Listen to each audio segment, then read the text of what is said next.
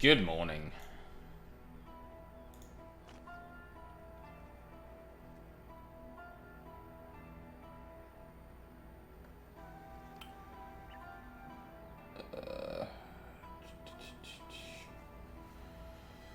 How are we looking? All good. Twitch is happy for once. We love to see it. Where did my mod view go?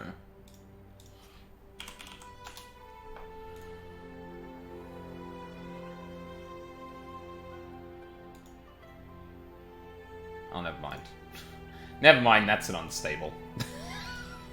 Awesome! Alright. It's fine.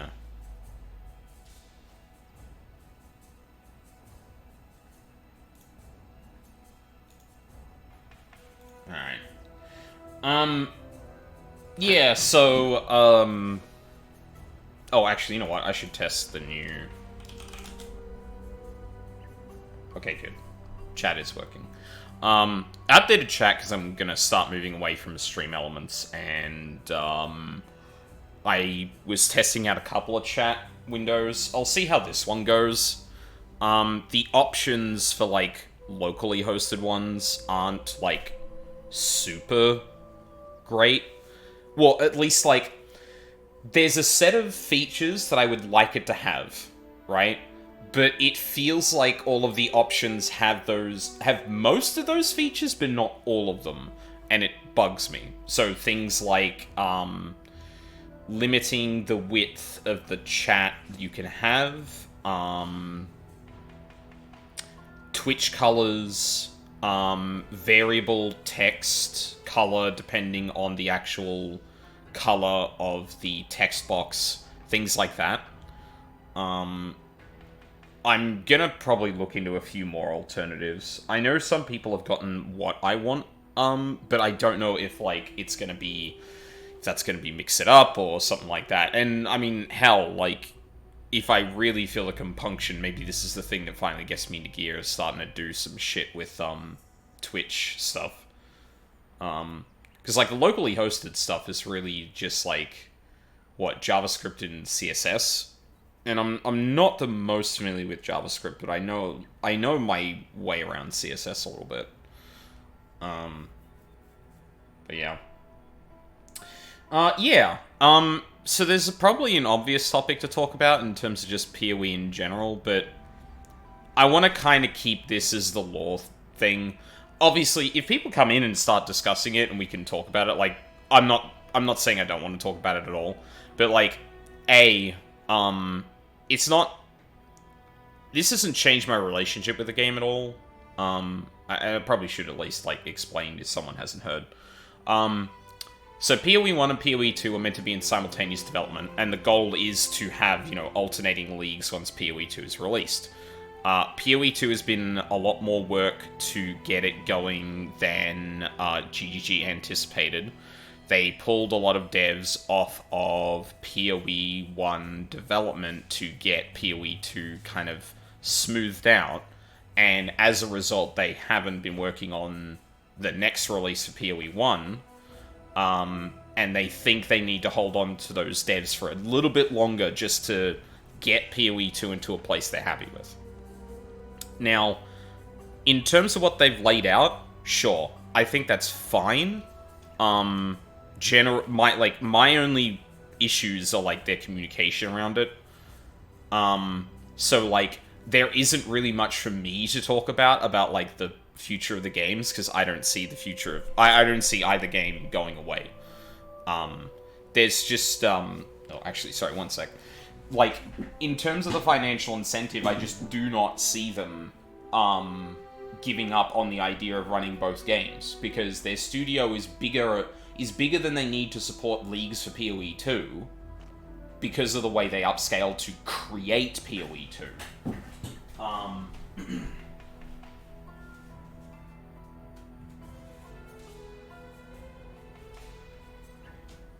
So if they want to keep that manpower and actually utilize it, it makes sense to do a simultaneous kind of maintenance, or not maintenance. Maintenance is a loaded word in this way because people are saying, "Oh, it's just in maintenance mode," which it's not what it is. They're reprioritizing development temporarily. If they ended up like actually backing off on doing both of the games, like I think they'd be definitely shooting themselves in the foot. Like they've committed this much to making PoE 2, and keeping PoE 1 as is alive and allowing it to thrive as it can. That yeah, that would be stupid. But I don't think they're going to do that. There's enough financial incentive for them to have like multiple peaks in player retention with running 2 games at the same time that I don't see them actually abandoning either. It's really just like they've got to get a stopgap in for PoE 2 so they can resume regular development on PoE 1 and then stick with that. And honestly, like, if I was them, like, I would have thought more of a, okay, get everyone back on PoE 1, we're going to do more sporadic development on PoE 2, we'll do an econ reset at some point, but, like, we've got to keep both of these going, reevaluate the early access time. Like, I'm really hoping they haven't got pressure to just release PoE 2, and that's why they're kind of trying to get to a spot they're happy with, but, yeah, I don't know. Anyway, we're not here to discuss shit like that. We're here to discuss PoE 1's lore. Now, I think we've talked to everyone. Something. And we're ready to go. No, we got some. Come over here. Okay, we got a bit. I can't imagine what that poor bastard's been through. It's a miracle Gregor hasn't completely lost his mind. Granted, he's lost 1 or 2 pieces along the way, but there's still plenty that's worth listening to. Incredibly magnanimous of you, Hagen. Yes. Hagen is a man of many claims, and those claims seldom dance harmoniously together. A lie is a death sentence in Namakanui, so I was raised a daughter of truth. Hagen is a son of self-interest. He's no warrior, nor spirit singer. He's a Korangi.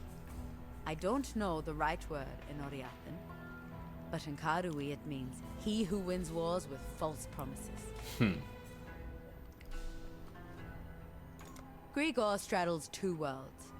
1 foot planted on this soil, 1 in the dirt of spirit and shadow. When you speak with him, be sure to know from which world his words arise. Talakota. Alright. So I think our next thing to do is go out to the sewers, because we got the keys from, oh my god, we were just in there with her. We got the keys. And unfortunately I need to go track down the sewer entrance again. Oh, that's just that. Yeah, so Grigor's an interesting one. If I don't 100% remember his deal in terms of, like... Because I want to say he was a gemling experiment, but I feel like that might not be entirely accurate. I think he might... Well, sorry, no, he's probably one more Piety's experiments, which is, bit worse. Bit worse for him, I think.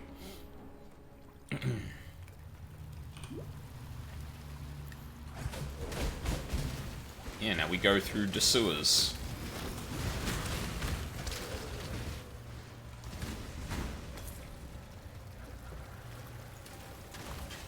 I don't think there's too much to really talk about down here.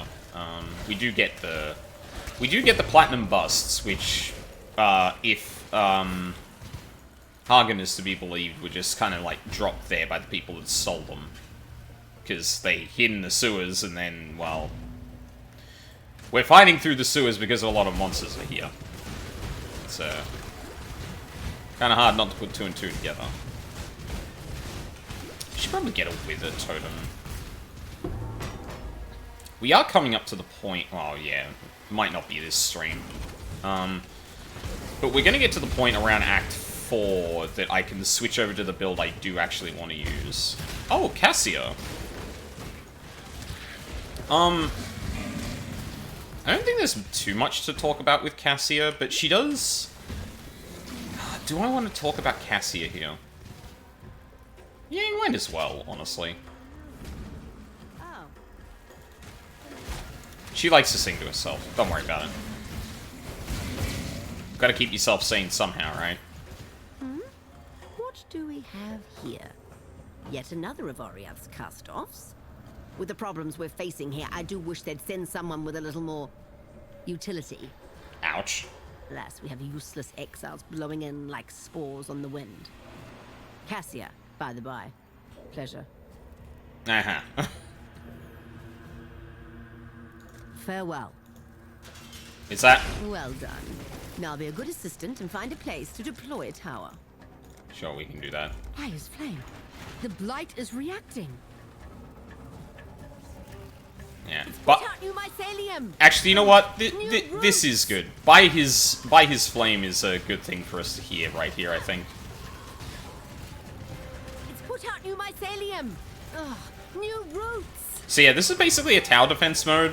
GGG at one point was just like, what if we put, like, entire different game modes into the game? Not just, like, different ARPG stuff, but, like, literal different game genres in here. And in my opinion, it worked out really well. I really like Blight. But the leagues I tend to like is, do I get to shove a bunch of enemies into one particular area and just blast them all down with, like, cascading effects and shit like that? Yes? Well. Now you have my attention.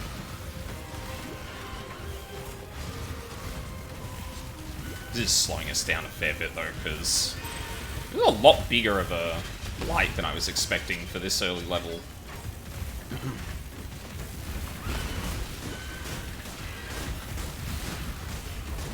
There we go. Success! And I couldn't have done it without God. I suppose you were of some help as well. Don't get a big head. Alas, this is but one of many impure growths. We have much work ahead of ourselves if we are to banish this blight from Rayclast. Since you performed adequately, I believe we should make our partnership ongoing. You'll know where to find me. You'll hear me from a mile away because I'll be singing the entire time. Yes, it's true. I, like you, am an exile. I caught the High Templar's eye several years ago. I showed an interest in the mechanical arts, and he had need for someone like myself for some highly secret projects he had started. He sought ways to tap into the power contained within the virtue gems in ways that I'm not sure were in line with God's plan. I did not openly refuse his orders. I simply interpreted them differently. The mechanisms I built were brilliant and powerful, and totally useless for his desires. I may have kept some of them. Unfortunately, as you know, little slips past Dominus. I was exiled as a matter of secrecy, rapidly replaced by some little whore. What? She is a whore!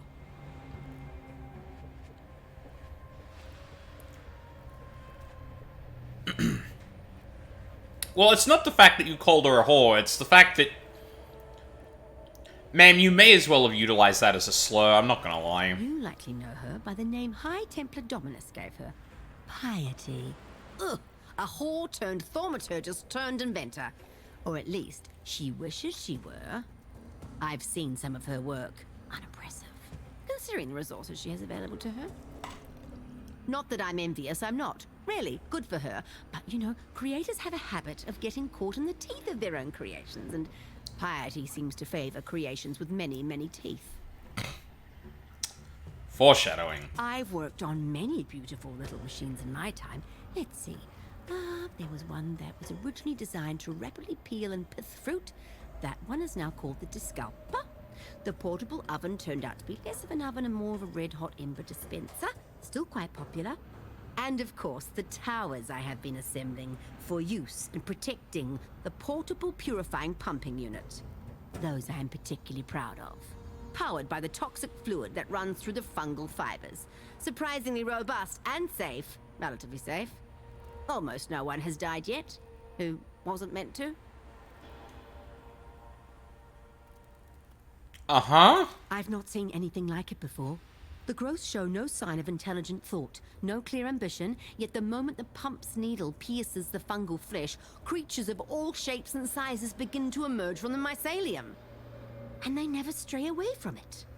The fluid within those growths may hold the key to controlling the minds of creatures, and hopefully something to protect us from such a power. Too many already vie for control of our wills. But that is the domain of the divine. Okay. Stay pure. Ma'am. No. So yeah, Cassia is a fascinating character. Someone who is still very much... Don't worry about that. Don't worry about what I just accidentally brought up. Don't worry about it. So yeah, like, Cassie is like a devotee of the Theopolis religion, but got exiled because she was like, ooh, maybe I can I don't know if this Dominus guy is actually cares about ooh, nice. Actually cares about well, what was her words? You know, diverting from God's plan a little bit. And she obviously has a history with piety, like hearing about her, and has some opinions. But in terms of like the story in the game, as opposed to like the league she's a part of, Light. Oh shit! Hold on, I may need to. No, that's fine. Don't even worry about it.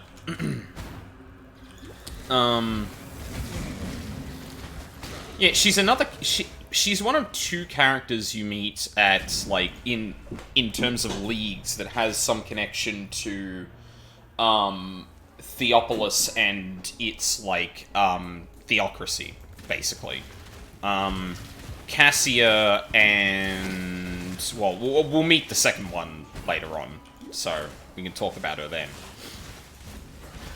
But other than just, like, having obvious connections to some of the stuff that's happened throughout the game, I don't think there's actually much she adds to the story, specifically. Part of that is just, you know, her character is meant to be for the League, and the League has its own discussion when it comes to... Or, the League is its own discussion when it comes to story in the game.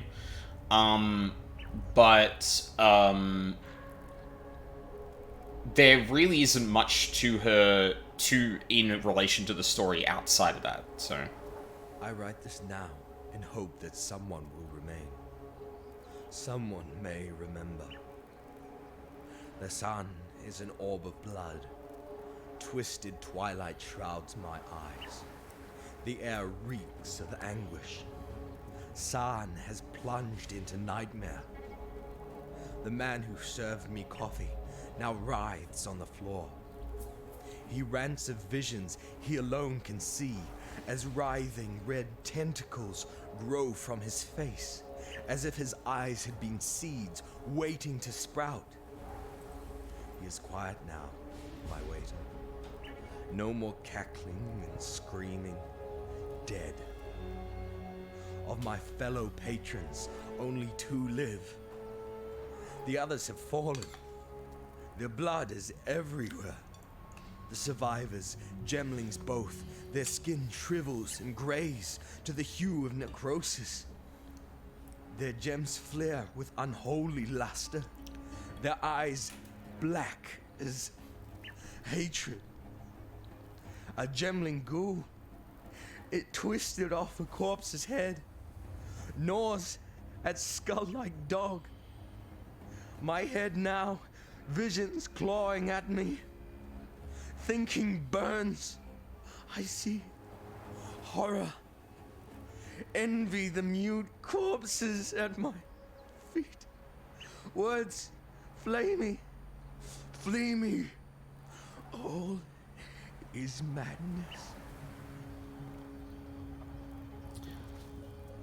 Yeah, there's something bad happened in the city, I'm starting to think. Also, Nightmare came up again. Interesting.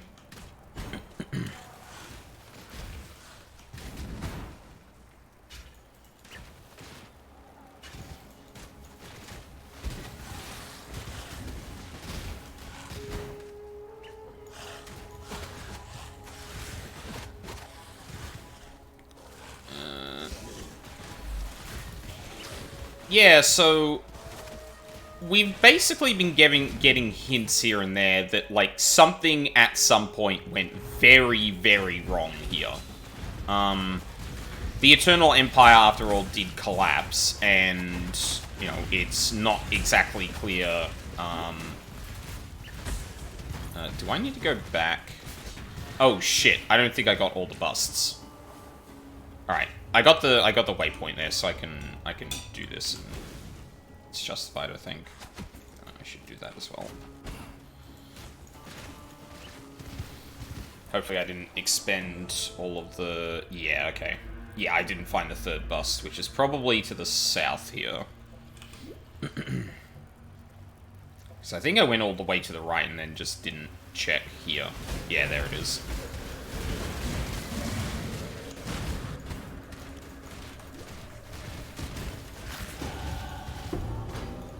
There we go.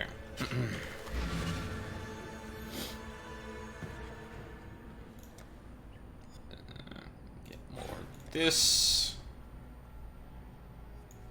The Beatles poet could hide his spoils from Chitters, but not from us, eh? I knew you was the exile for the job. I'm sure you've been more than compensated already from Victario's stockpiles, but here's a little extra. Care of something I found under a dead man's bed. Why? Just because I like you. Uh-huh. Thanks, man. I think I still want chance to poison...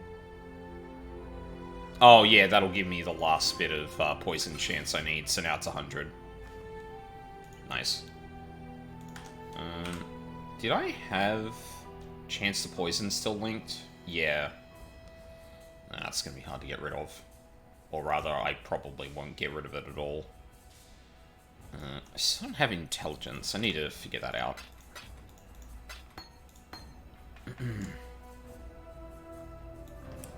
Oh, I need to identify this as well.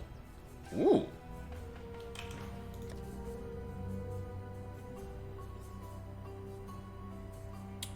It's a lot of flat damage.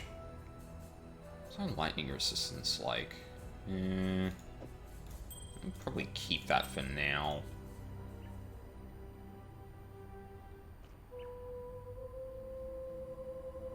Jeez, I didn't increase the, thing by much, did it?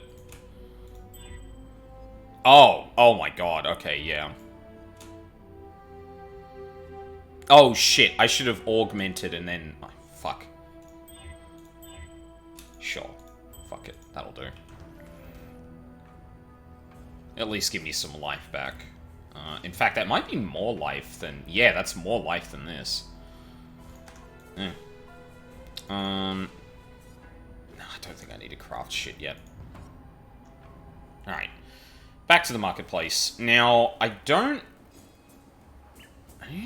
Do we need to go into the catacombs for something? The quest will point me back if we need to. It's fine. I don't actually remember if there is something in there we need to do. But we are going to go over and do whatever that is. Because I think I remember which one this is.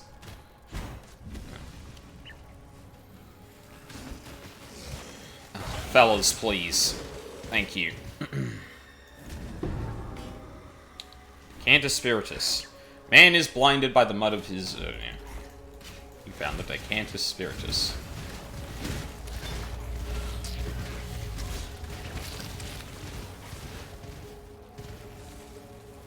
So I'm pretty sure that that's one of the quests you can kind of, like, get started with before you actually need... before you get told about it. It's a side quest involving, well, we'll see. Involving someone we will see in a few minutes. Man is blinded by the mud of his corporeal self. Only through the transformation of the material into the spiritual can we hope to taste the full body of life. Malachi the Soulless. Awesome. That's a great name, dude. I'm sure you're a fucking stellar person.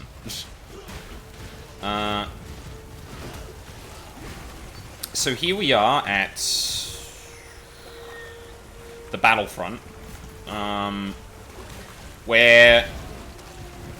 Actually, I'll probably show it up here. So, remember how some character was talking about, like, there being a bunch of... Oh, actually, maybe it's not in here that we can see it. I thought we could see... I'm sure it's somewhere in here, right? Oh, here we go, yeah. So yeah, the Blackguards are having a bit of a time. They're kind of getting destroyed by a bunch of, like, arcane constructs of, the Eternal Empire.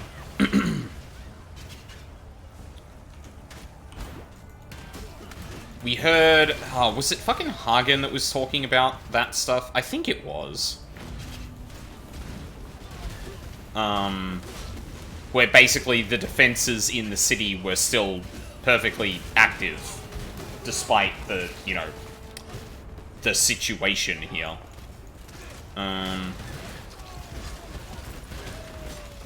mana is gone. Do we want to pick this up? I can come back for it, honestly. I think the other one is harder to come back for, so we're going to leave that quest item just there. I'd rather actually get a bit of talking to from the person who's going to ask us to get that shit. Because that bit's a bit convoluted. But, oh, you know what? We could actually just, like, run through here first. Because this is the more obvious place we want to go, is just, like, straight into the Solaris Temple. The other is the Ebony Barracks. We've got a side quest telling us to go to the docks, but, like, whoever's waiting for that drink can wait. I've never felt further from what I know and love. Again, the Ranger, I guess there hasn't been too much of it, because I don't know if the dialogue prompts are different for the Witch and other characters.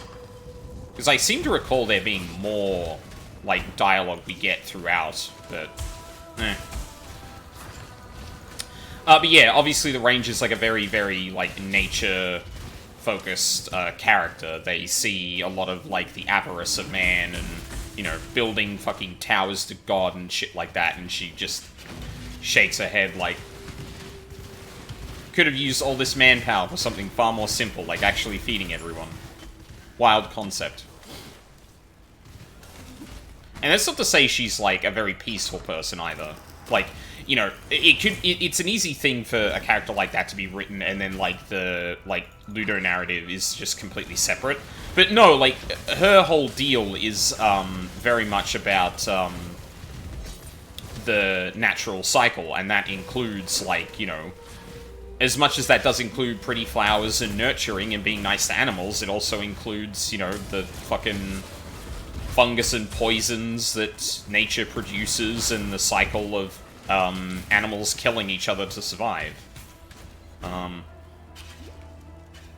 Like, obviously, like, druid-ish in some regard, but, like, not the way that some games do it, where druids are just all, like, basically just, like, forests and greenery. Because, like, deserts as a biome have their own purpose. Icy sort of climes have a purpose in a biome. Or in a climate. She's very much more like, no, the natural way of things and not just let's all grow flowers. Or let's all grow crops and stuff like that. Which... honestly, I kind of get it from some angles, because, like, fungus and shit, fungus poisons and the brutality of nature and shit like that are kind of scary, and portraying a character that is both, A, good, and B, like, actually fully embraces the role of nature and appreciates it, isn't the simplest thing. Because then you have this character who's meant to be... And, like, to be clear, it's not impossible. It's very clear... Can save a tree. It's very clear that... or it's very clear that you can do it, but whether or not people have the skill or the want to do it, I guess, is, yeah. Because the easy way out is to just pretend that, the easy way out is just to pretend that the... or just, like, completely ignore that side of things. Hi. Find the tomb of the Gemling Queen. Okay. Do you know... hi, woman who seems to have gems in her. Do you know anything about the Gemling Queen? You are not a cockroach. Strange. Inundated with cockroaches I am. Black ones, 4 limbs, nasty, spiky things. Are you spiky? If so, my ribbons will pluck your spines. Malachi liked spines. Liked my spine. Pretty spine. Bejeweled and bountiful. Enough to make an empire weep. Do you weep, not a cockroach? I do. Tears are infinite. Why, on this very day I found a new reason to cry. The ribbons are order. Clean and polish. Serve and protect. Then those cockroaches crawled in. Swarmed through the cracks. The ribbon spool is taken. Stolen. The black ones want them, my ribbon. Want to wrap the city in black ribbons. Find the spool, not a cockroach. Look to my doorstep, where the ribbons crush cockroaches yet. Bring the spool, and I will find gratitude for you. Okay. I can do that. You may go. Thank you. So yeah. The ribbons, automated. Yeah, but actually protecting someone who appears to be a gemling. Something that was previously described in another journal as, going mad when whatever took place in the past happened. Pretty as porcelain, but her mouth spins like the potter's wheel. That's how I once described Diala. Yet on this day, my lady is as ravishing as a nightmare, radiant as the fullest moon. Diala is my gemling queen, and we shall rule side by side over the world that will soon come to be. There was Pretty actually as a porcelain, date on that. but her mouth spins like the potter's. 1333. Okay, hold on a second. I want to see something. Mouth of Exile timeline.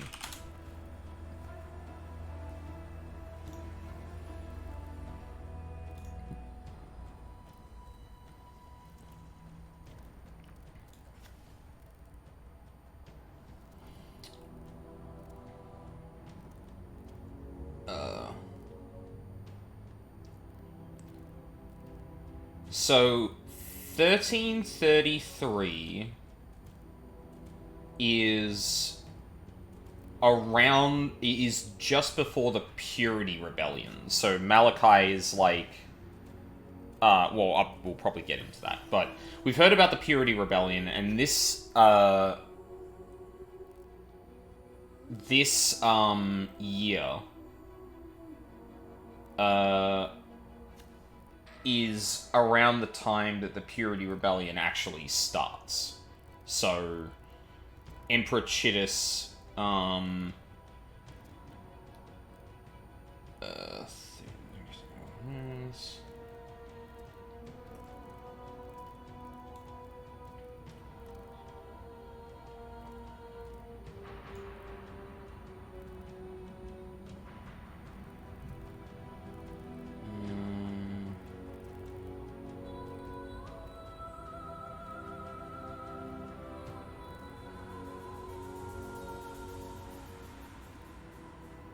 okay, yeah, so basically this is probably before the Purity Rebellion, because the Purity Rebellion eventually, like, takes over kills the then Emperor Chittus, and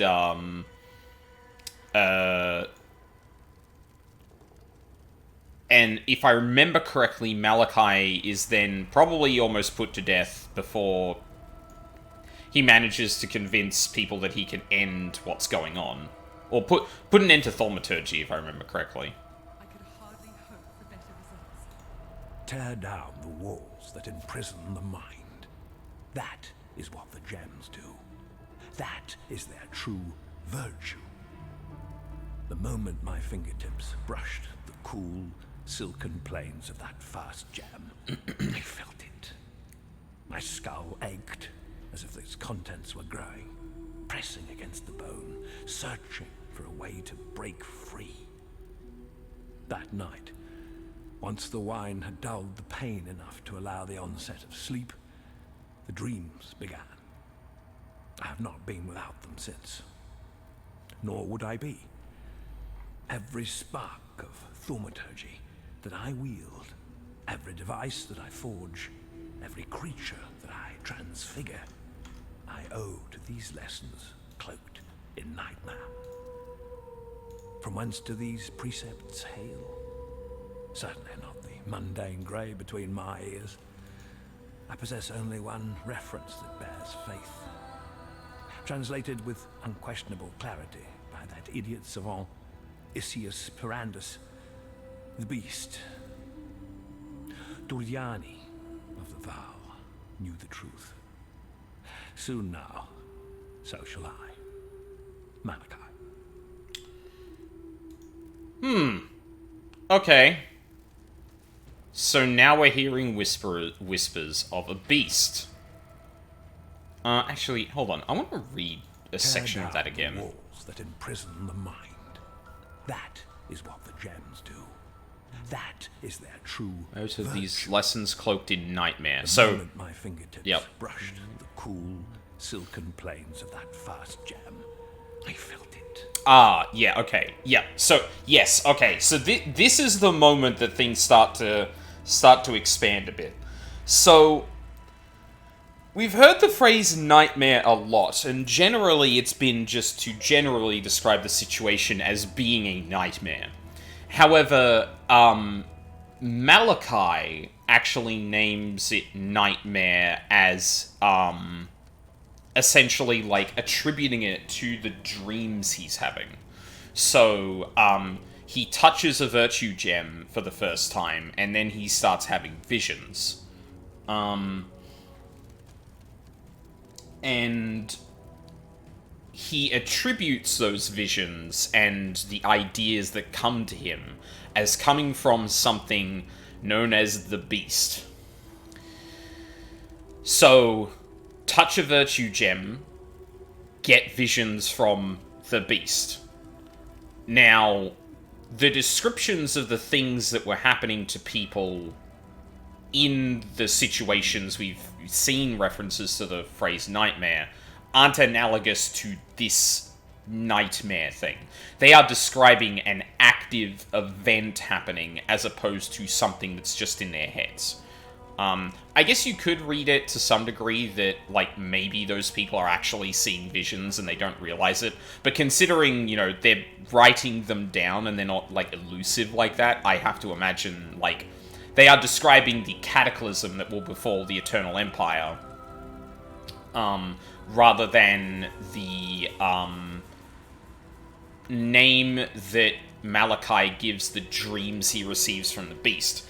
But you might also recall that some other people who have, came and went throughout the history of Rayclast have also purported to be hearing voices and or getting visions.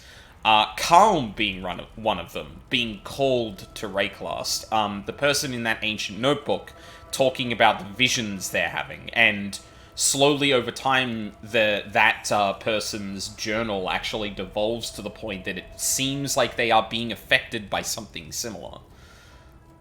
And if you then start connecting things to thaumaturgy, the magic that comes from these virtue gems that we've been utilizing to get through the game,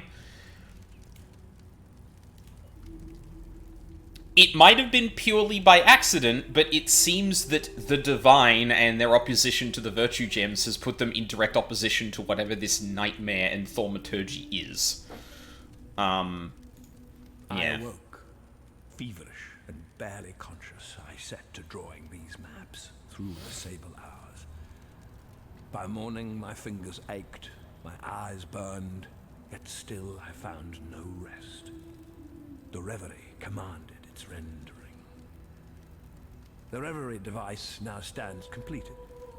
I've placed the first of my maps within its receptacle. I've taken my maiden voyage into Nightmare. I know now that which sent me this precious gift. It knows me, expects my return. It would be foolish to disappoint. Malachi. Okay. So this is where I get very confused. This is where I get very confused. Because what he's talking about here, and the thing that is literally standing in front of us, is a map device. It is a thing you use at the end game of Path of Exile to venture into the Nightmare. And this is where I get a bit confused about, like, the metaphysics of this world. Because Malachi, I think either Malachi is mistaking where this device is taking him, or the beast is, or those things. Like, so there's one of two options. Either Malachi is mistaking the place he ends up for Nightmare, the thing he also associates with the beast, or they are the same thing. I want to say it's separate, because, so far as I'm aware, and this is one of those things I probably need to read into, in between these streams. I don't remember if there's actually a connection to what is on the other side of that device and the beast, or if the device can actually go to different places. Because I know that, like, you know, you put fragments in a map device and you go to a place. There isn't just the one thing that I'm referencing that I'll probably talk about at endgame. There isn't just the one place you can go to. Because you can go to find, a Val figure at some point, which, like, are they in there? Like, it's kind of hard to say. The alternate, and, like, I'm guessing it's more that the beast is potentially telling Malachi to be able to use this device to venture somewhere else, and he's collapsed them into the same thing. Because if the beast's origin or has a connection to the actual plane that you go to through this device, then I feel like I misunderstood something about the cosmology of this place, or this game. But, yeah. We'll figure that out. But yeah, this is, so originally, this Act 3, was the end of the game. So you can see some obvious kind of tells from that, right? Where, like, we're starting to get into the more cosmological side of things. Like, what is thaumaturgy? How is it manifest? What are the actual dangers of the Virtue Gems? All that kind of stuff. Yeah, it's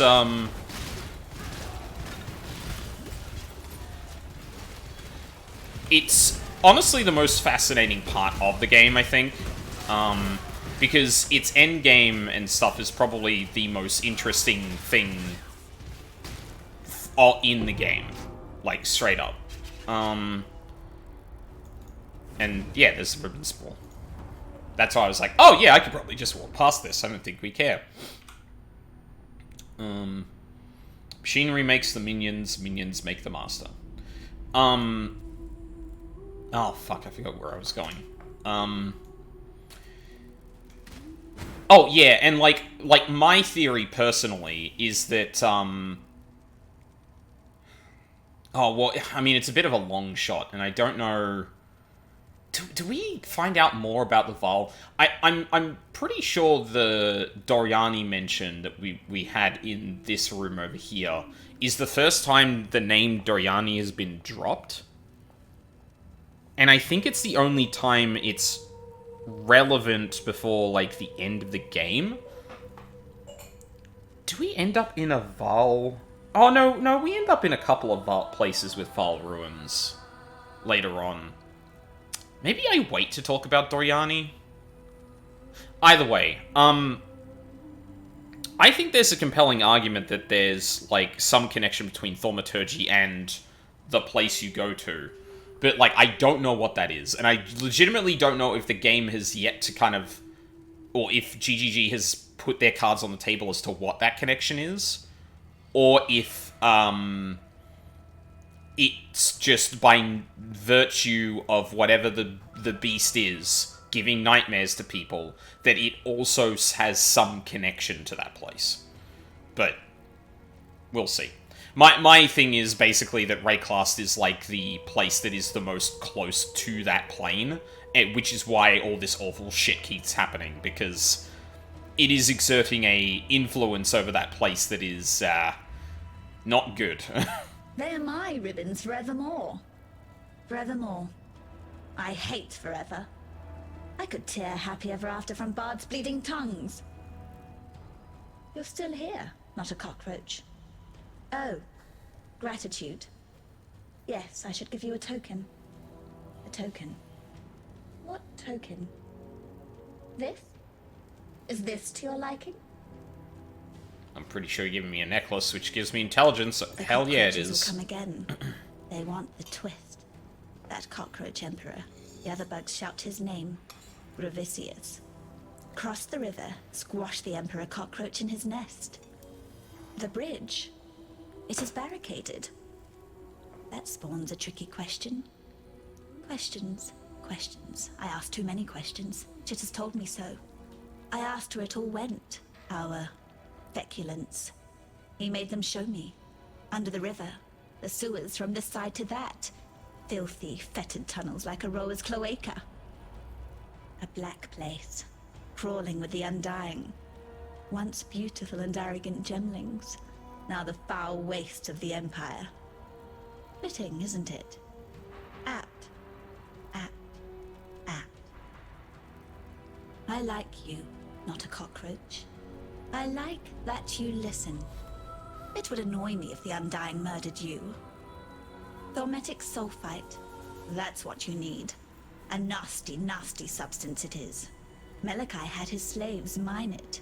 Carry it from northern mountains to the refinery by the docks. Ezamites, Marraketh, Karui. It killed them all.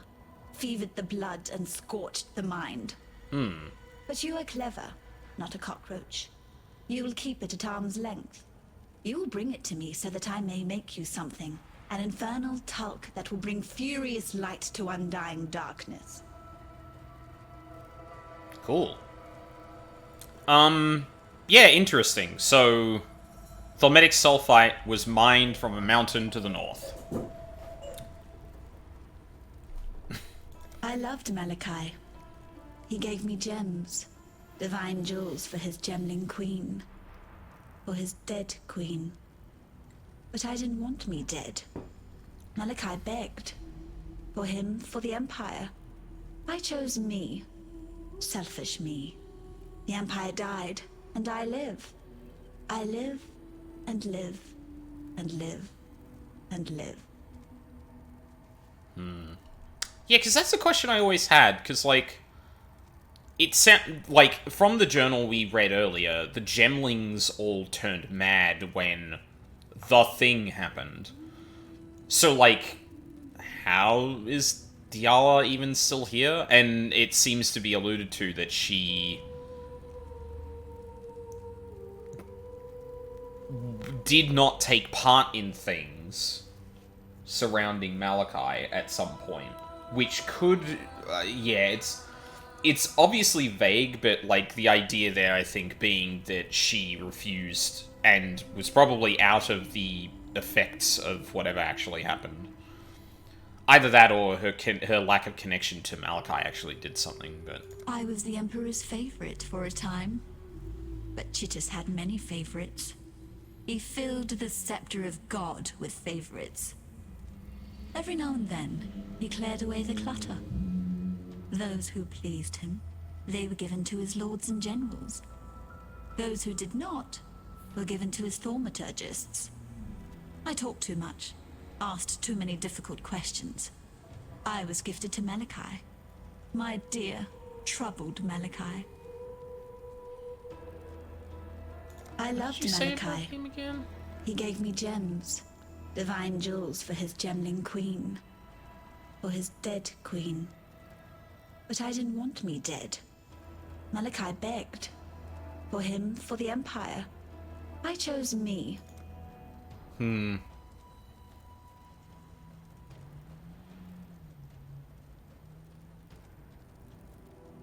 You may go. I don't know how to interpret that one.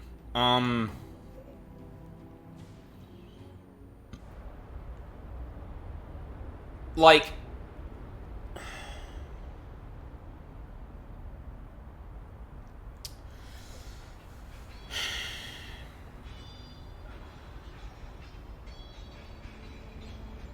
How do I put this?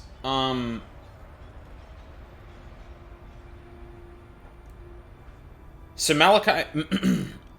Diala was gifted to Malachi, because, yeah, thaumaturgist experiment on her.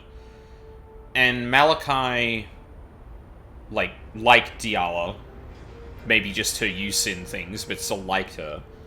And it seems like the bit that I can't quite square away is where Diala says her his dead queen, but I didn't want me dead. Like, Diala does have a weird way of speaking, so I wanna presume that, like, if I try and read it in, like, the most normal way I can, what I think she's trying to get at is that Malachi wanted her to sacrifice herself to do something for the Empire, and she chose not to. But I'm not 100% sure... The shadow whispers... Wait, hold on. Hold on, fella. The shadow whispers... Oh, sorry, yeah, let me finish my thought. So I'm assuming that Malachi wanted Diala to do something for him that would have compromised her, and she chose not to. Like, that's the bare minimum. But the interesting phrase there being dead, because that's, like, quite specific. The shadow whispers and simpers at the Monkey King's feet. When the Monkey King puts his back to the sun, it is the shadow that leads the way. I don't actually know what that's referring to. At least not off the top of my head, but, you know.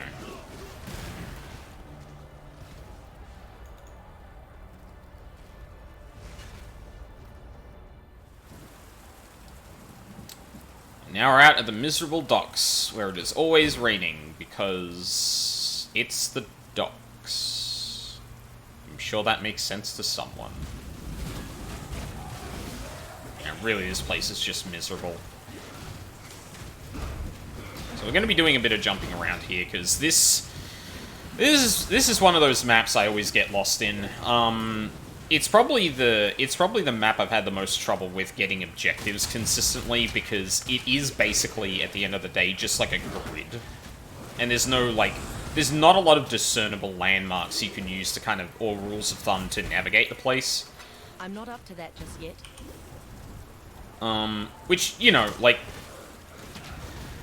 this is a conversation that comes up with PoE 2 as well, because a lot of the mapping is a bit more, like, complicated in terms of just, like, layouts and tedious in some ways. Like, what enjoyment and skill can be derived from navigating a map? I don't think it's a lot. You know, obviously a lot of people like kind of, like, going top to bottom throughout an area they can explore and finding You've given everything me in so it, much. right? What can I do for you, Rayclast? Oh, honey, I think Rayclass is looking for something very dangerous right now. Although I will say, given we've been talking about the Nightmare and stuff like that, the Ranger is an interesting person to bring into this kind of angle here, because she very much sees the land as its own entity, and whatever is afflicting it as, like, separate, which isn't entirely... which isn't inaccurate, the way it's kind of been laid out so far. But, how do I phrase this? The idea that the land needs healing, and, you know, she's looking to actually kind of dispel the worries the land has. Like, rather than treating it as just a cursed entity itself, she treats it as its own thing that needs help as much as, like, any person does. When we compare that to the people who have been shouting about the Nightmare kind of inflicting them and stuff like that, it's like, yeah, I wouldn't be surprised if this shit was affecting the land itself. Like, that kind of just tracks. Oh. Well, there's a sulfite. We can go back to Diala, but we do need to go and find something else in here. I don't know why we picked up a drink and went, someone at the docks should use this.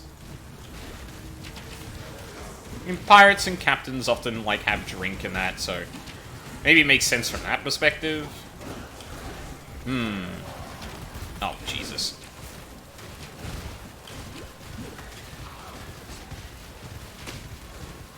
Yeah, I mean, it's gameplay contrived, like, it's not a thing. The Monkey King names you slave. No. You are the gems of Rayclast, not the treacherous stones you dig and die for. It is time to bend the Monkey King's ear. Tell him your true name. I'm sorry, treacherous gems? Maybe he's talking about blood diamonds. You are mining treacherous gems. Wait, what? I don't remember this being a unique enemy. This must have been a recent inclusion.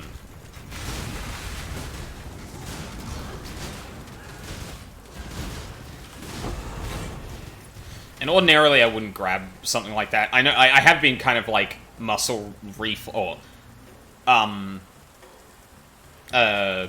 muscle memory, just like picking up items that I probably don't need to because I'm like, this is a twink character.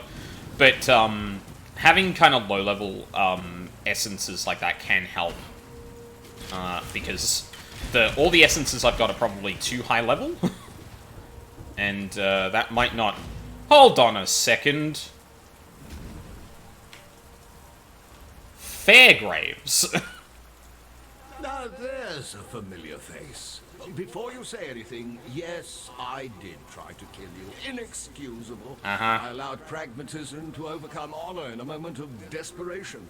Please accept my deepest apologies. And what do you say? Can the two of us make a fresh start? Marvelous.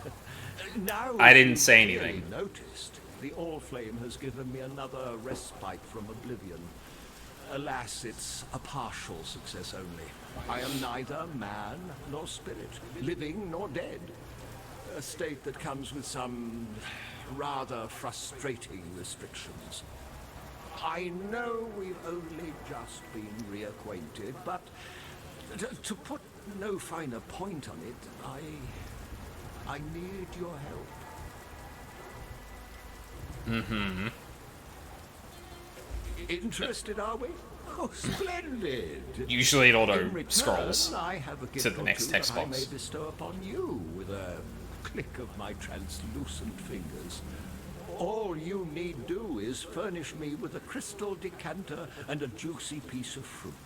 Two humble items that remain agonizingly out of reach for a man in my peculiar situation. Uh-huh. Do you have, like... Will you look at that? The decanter spiritus. As exquisite today as when I found it all those years ago. You may fault the man, but you can't fault his craftsmanship.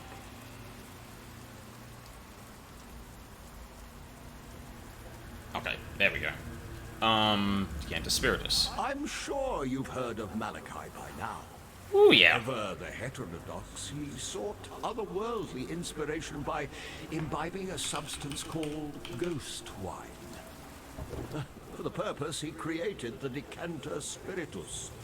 I found it on my last visit here. Liquid placed in this crystal decanter becomes quasi-apparitional in nature. I'm sure you can glean the decanter's usefulness to me. Conventional liquids simply don't hit the spot. I am one sorely parched revenant. I hid the decanter spiritus in the marketplace so as not to cause temptation to the less morally steadfast in my crew. Look to the carven heraldry there and find a lion dancing upon the waves.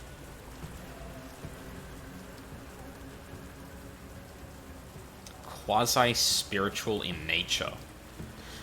Hey, Fairgraves, why did Malachi need something like... I'm sure that's nothing. Emperor Chittus was stabbed in the posterior by his own Lord Mayor on the eve of the Purity Rebellion. GG. Chittus's grieving gemlings buried him in the Imperial Gardens, and a plum tree was planted upon his resting place, so that his mourners might taste of his glory for years to come. I found that tree, and one of my men tasted its fruit. I've never seen so much agony crammed into such a brief moment. This may seem a peculiar request, but please bring me one of Chittus's plums.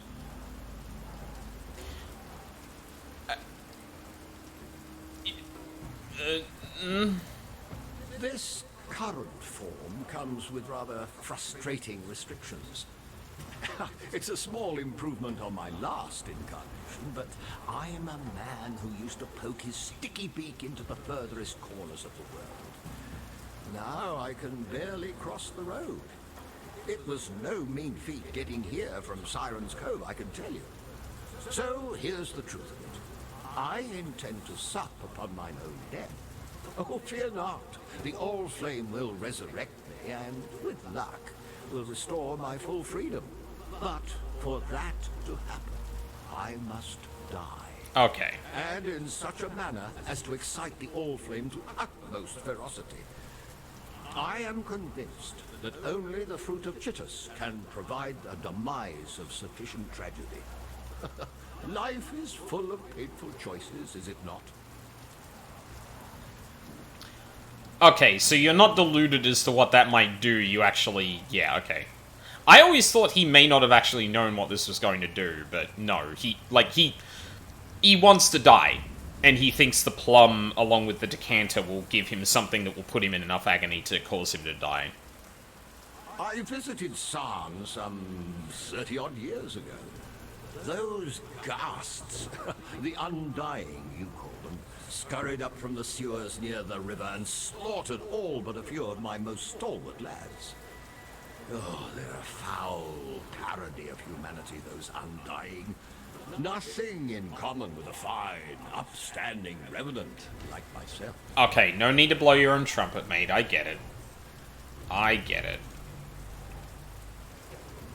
He's all day with this guy. Alright, well, we got the thermite, sulfite stuff, so we can go to Diala. Hi. You have thaumatic sulfite? You are a resourceful unbug now, aren't you? Give it to me.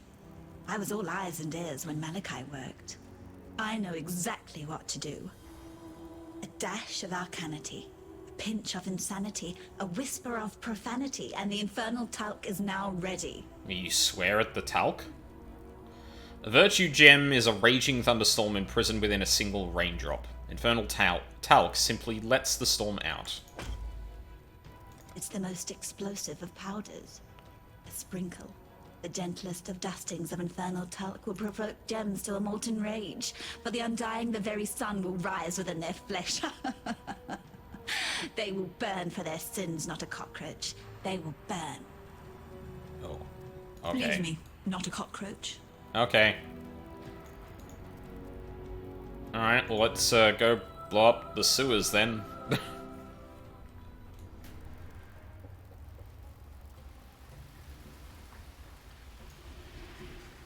Ugh. Yeah, I didn't look at this before because we kind of just blew past it, but yeah, bad.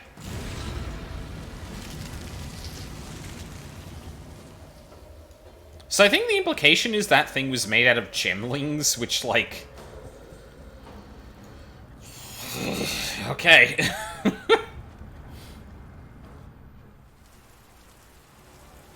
Alright. Kill General Garusius. Aye aye.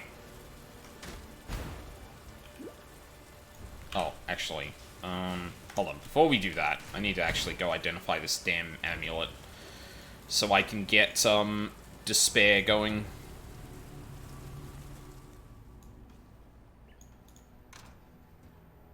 Oh, Grigor Grigor has something to say? Oh, actually, I probably don't need all of those. Actually, fuck it. Let me keep it. No. Thank you. Let me keep a stack on me.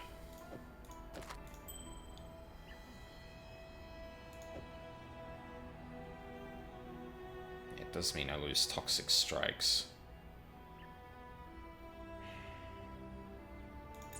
Hang on. Let me see if I can craft some intelligence on something, because that might be a better way of doing it than the way I'm doing it now. I am also heading into a part of the tree that I am gonna start getting intelligence. Not quite yet. I don't think I get that until here? Yeah. Then we go up like that and around. Yeah, and then we start getting more intelligence, so... It's really only a temporary thing, so if I can keep the necklace I've already got, then that's all good.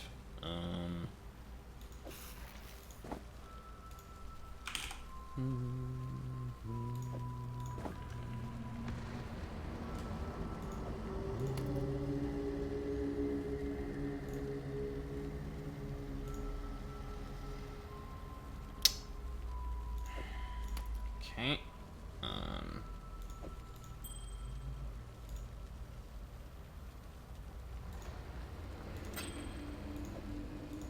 There we go.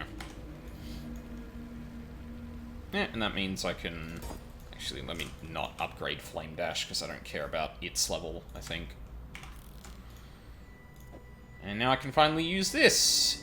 If I had a fucking socket.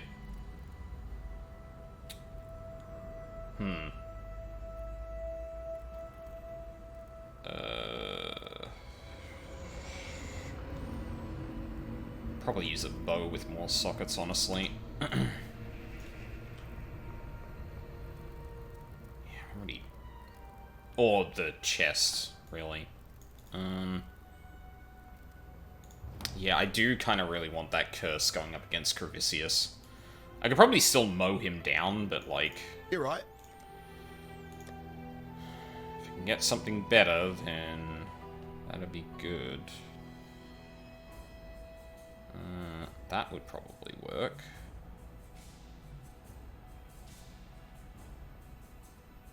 I don't think I can be too picky about this, honestly. Probably fine. Something nice, huh? And then just one blue. There we go. Or actually, no, 2 blues. Perfect. Oh, and then... let me throw a...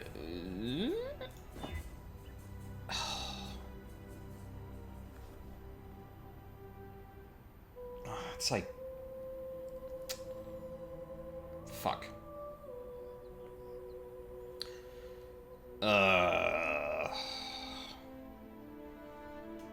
Yeah, fuck it. I can just re-roll it later. Oh, actually, you know what? Yeah. Even better. Put you on there.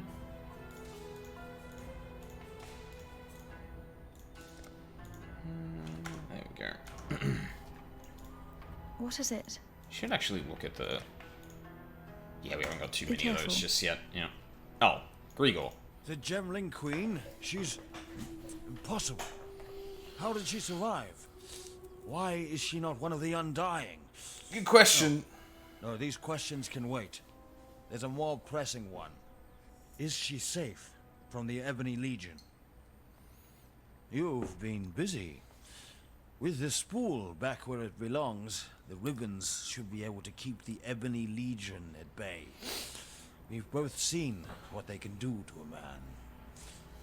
Whether you were saving your own skin or thinking of others, it matters little to me. You succeeded where I did not. You have stood in the presence of the Gemling Queen. I can only hope to meet her in my nightmares. Jesus. Piety's a genius, sculpting mere human clay into divine gemlings. At least, that's what she told me when she opened me up and buried a virtue gem in my entrails. Malachi did the same in the name of the Emperor centuries ago. Chittis's gemlings still rule San. We call them the Undying now. Now you must leave me. Need some help? Oh shit, did I not talk to Clarissa at all about anything? Yeah, so... also an interesting timeline here. So, like, the fall of the Empire was centuries ago, around the time Malachi was doing his thing. And Piety's taking up that same art, putting gems into people. And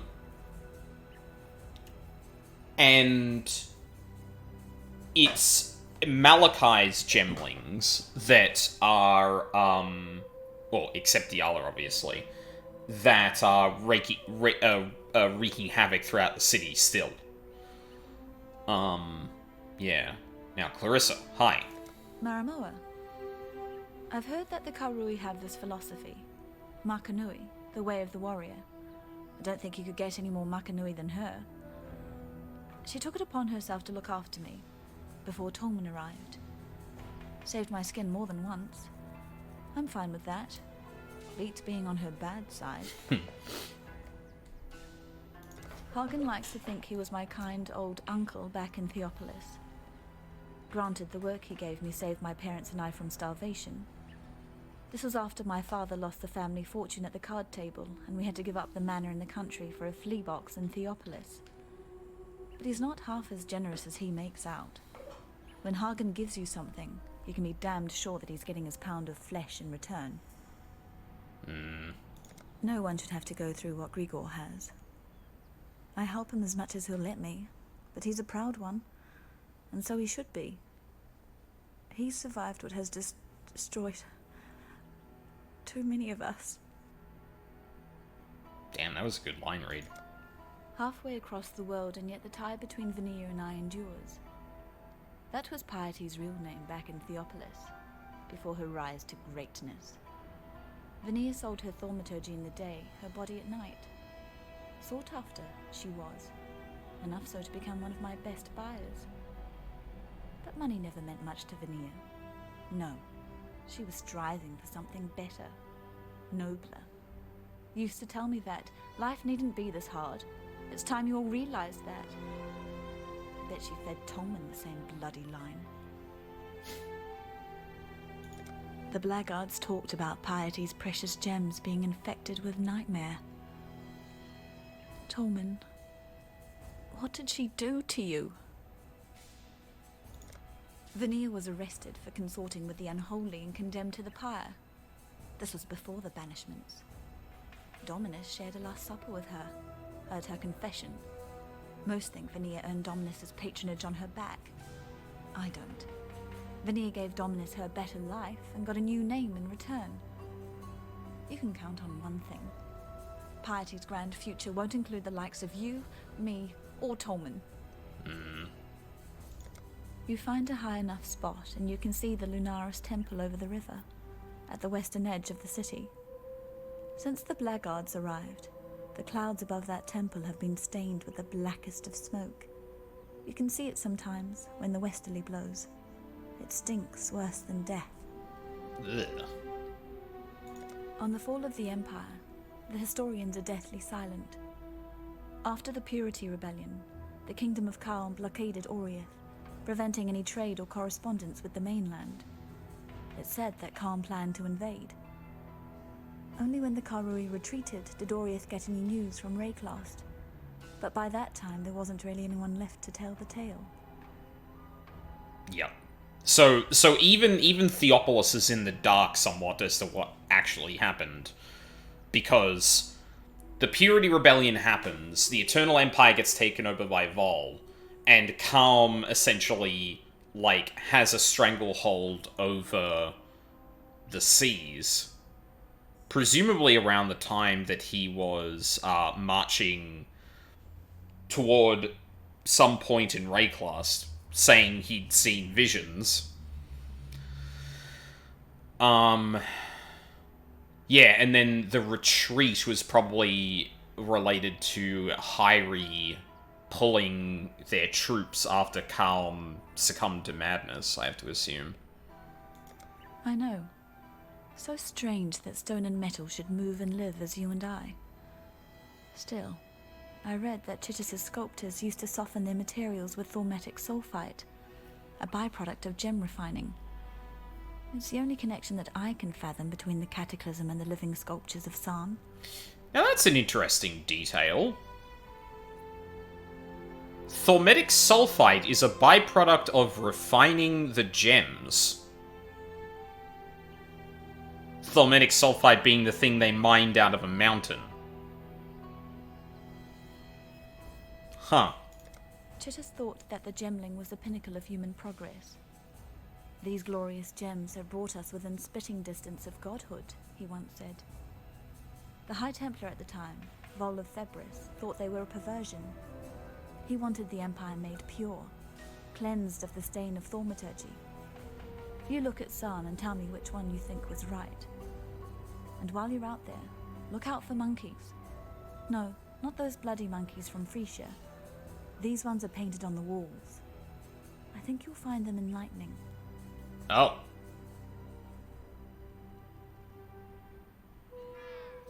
See you. Interesting she points us towards those. Yeah, okay. I've got despair. That's all good. That's all we need.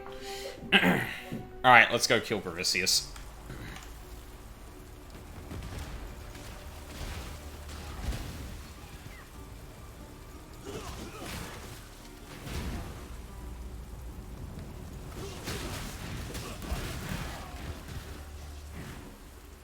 God gave this world to man, not to you, little girl.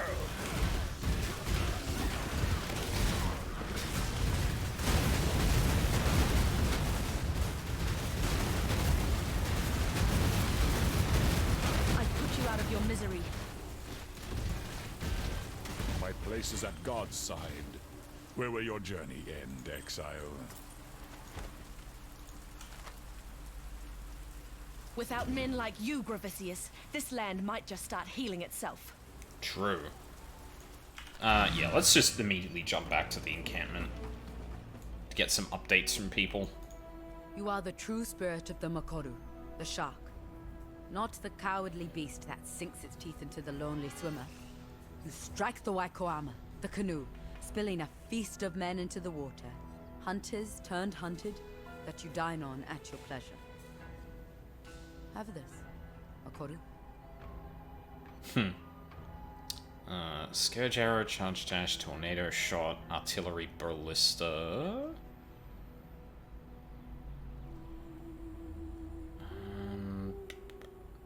Blast rain, storm wave, more round strike. Do I want to go Scourge arrow? I don't actually remember if Scourge arrows. Oh, it is 150% more damage with hits and ailments, which is probably good if I'm gonna move over toward poison, because that is where we're gonna end up with the build. Yeah, fuck it, we'll get that. Citizens of the San that was. The Undying have been around for hundreds of years. Left to their own devices, they'll likely survive for hundreds more.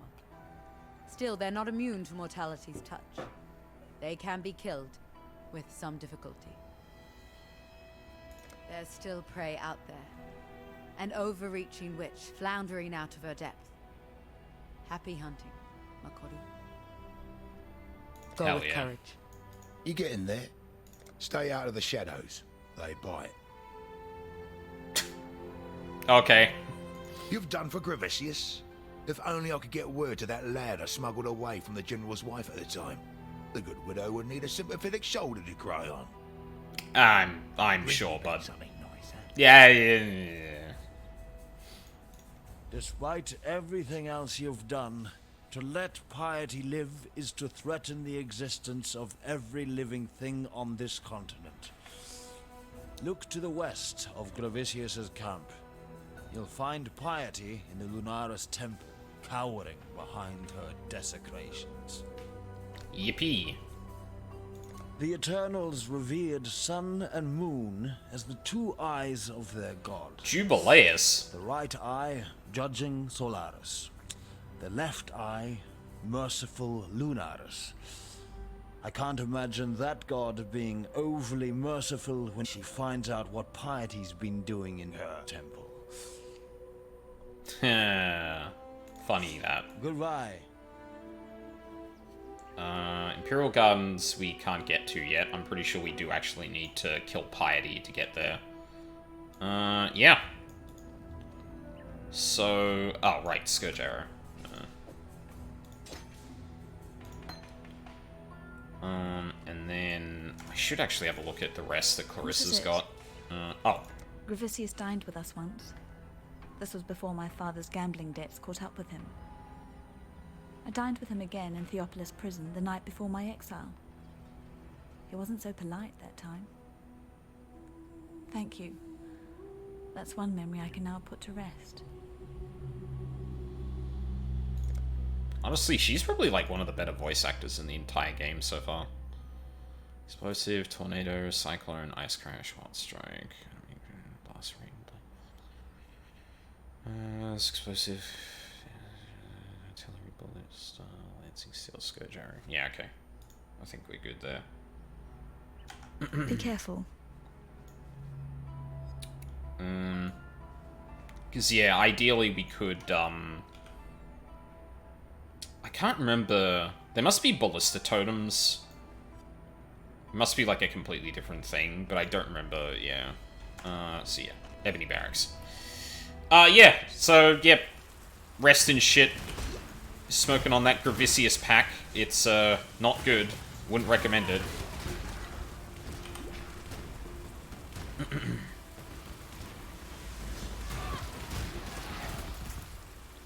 Yeah, that just kind of murders everyone.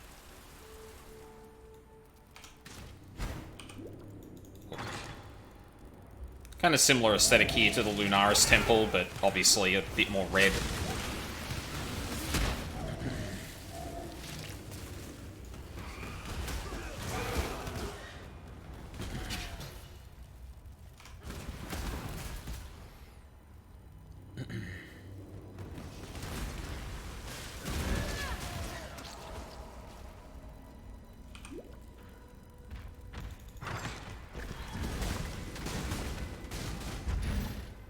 Nope. Not doing that again.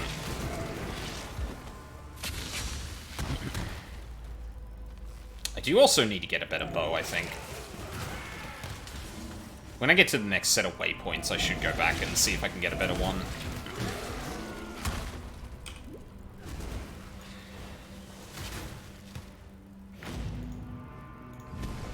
I'm doing a lot of fucking around that I usually don't do while playing the game, but yeah. What's going on? I'm playing it in a different way that I'm used to, so it's kind of just... It is what it is. Yeah. Good luck to you. Alright, let's see what we can get.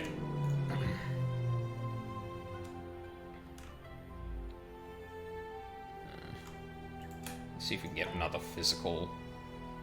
Ooh. I think that might be better. Yeah. Attack speed, too. Yeah. And we just need to... There we go. Perfect.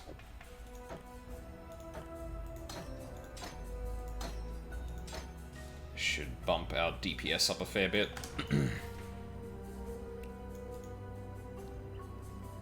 And I think we'll take a break once we get to the end of the Lunaris Temple.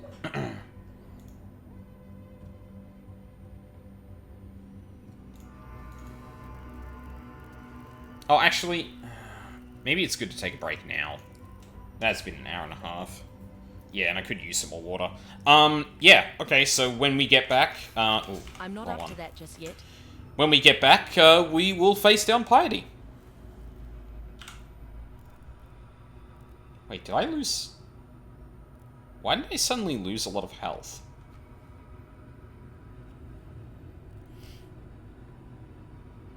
Oh, because, yeah, this doesn't have a life roll, does it? Yeah, because I had to re-roll it. Whatever. It's fine.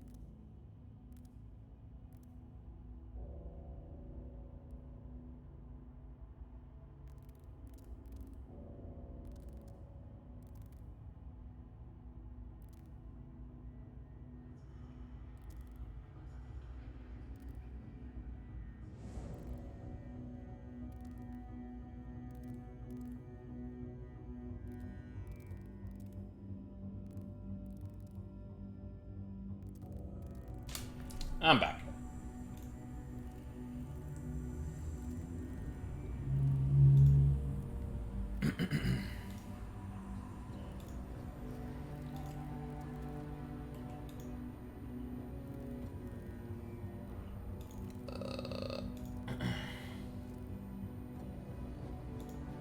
Sorry, just checking on something real quick.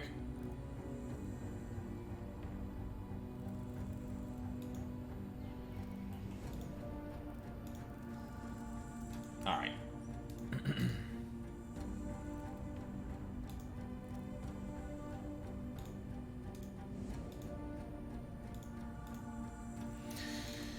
Alright, let's go kill Piety.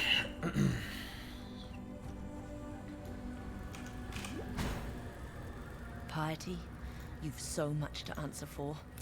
Yep. This is just like, you know, rivers of blood. Bodies still, well, gore more likely. Yeah, this looks bad, Piety. Like, I know we're dealing with, like, thaumaturgy and, you know, there's a lot of shit that's been happening regarding, like, anyone who's been using thaumaturgy, but, like, this is bad. Blood monsters and mutilated fucking, I would have to assume gemlings, just all over the damn place. How fast do I... I'm gonna try and get the timing down. I haven't used Scourge Arrow in a long time.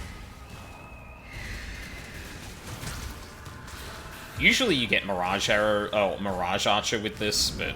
well, actually, I don't think I have access to that yet.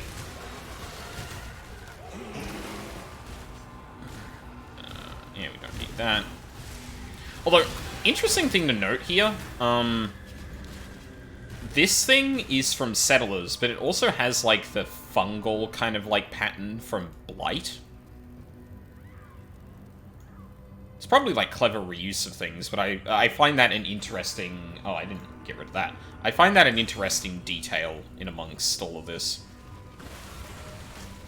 Mayhaps, yeah, I'm there not we up go. to that just yet. So basically you find 3 long bridges that'll take you up, and then you're at the end. That's the rule of thumb for this area.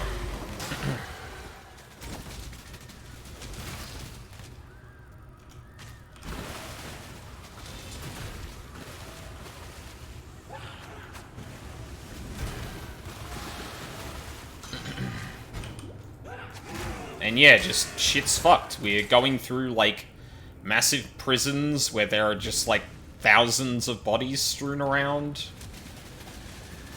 I haven't talked too much about the, like, area design and architecture and all that. Mostly because, like, I mean, I don't have too much to say about it other than what it says, like, literally about, like, certain things like this. But, like, yeah, a lot of shit in Ray class is busted. The city of San is in ruins, even though there's a lot of places that continue to stand. Oh, shit, I jumped behind the fucking door there. And it's a funny thing about teleport skills. You can just kind of, like, accidentally get through barriers you probably shouldn't be able to, but it's fine. It's fun. It's fun that you could do this.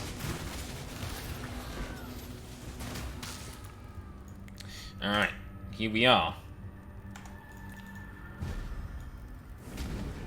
Alright, Piety. I have pursued a greater existence for us all. What have you ever done but serve yourself? You betray your... You betray...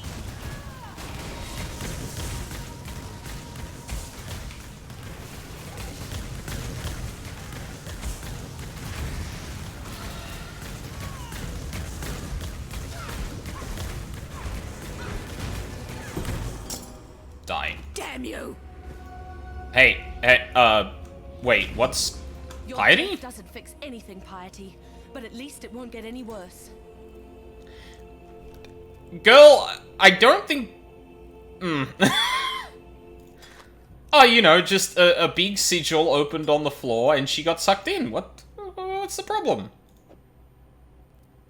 What's the problem? I'm sure that's fine. I'm sure that's fine. I'm sure that's fine. Anyway. Yay, we killed Piety. You have claimed the most worthy of prey, Makoru. Piety, the mistress of corruption. I'm not saying the war is over, but you've given Rayclast a much-needed respite. Because of you, this land lives to see another dawn. And don't forget that you've done Grigor and Clarissa a justice of some magnitude. They will wish to speak to you. Be well.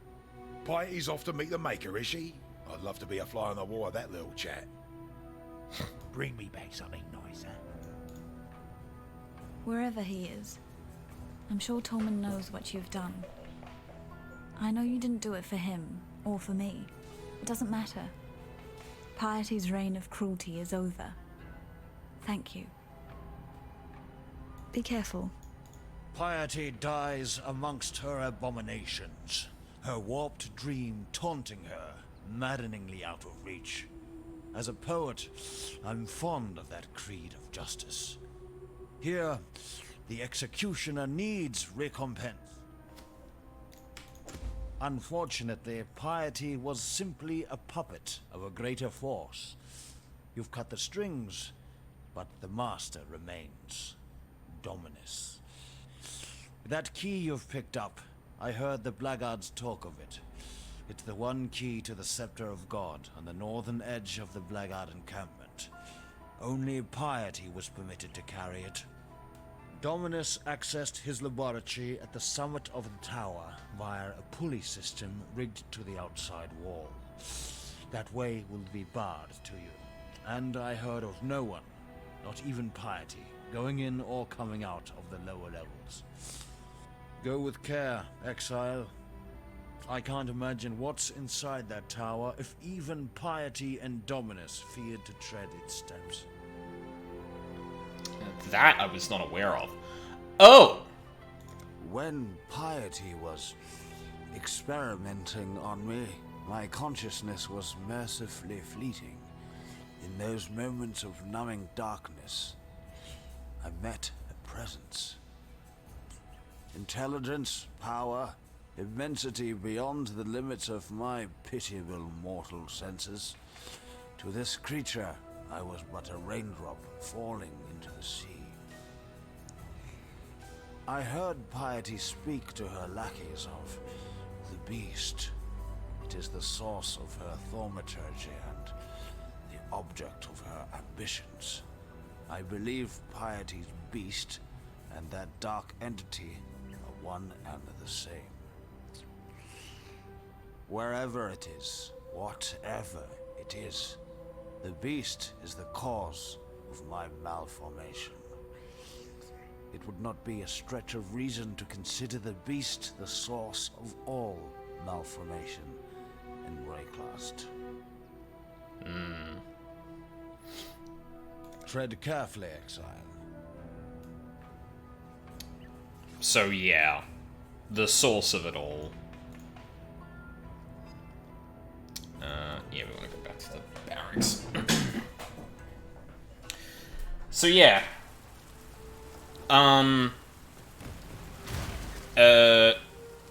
Grigor believes that this beast is, in fact, the source of the thaumaturgy. Which, you know, given the clues we've gotten up to this point, like, we've heard that the virtue gems are the source of the thaumaturgy, like, from a literal perspective, you use the virtue gems.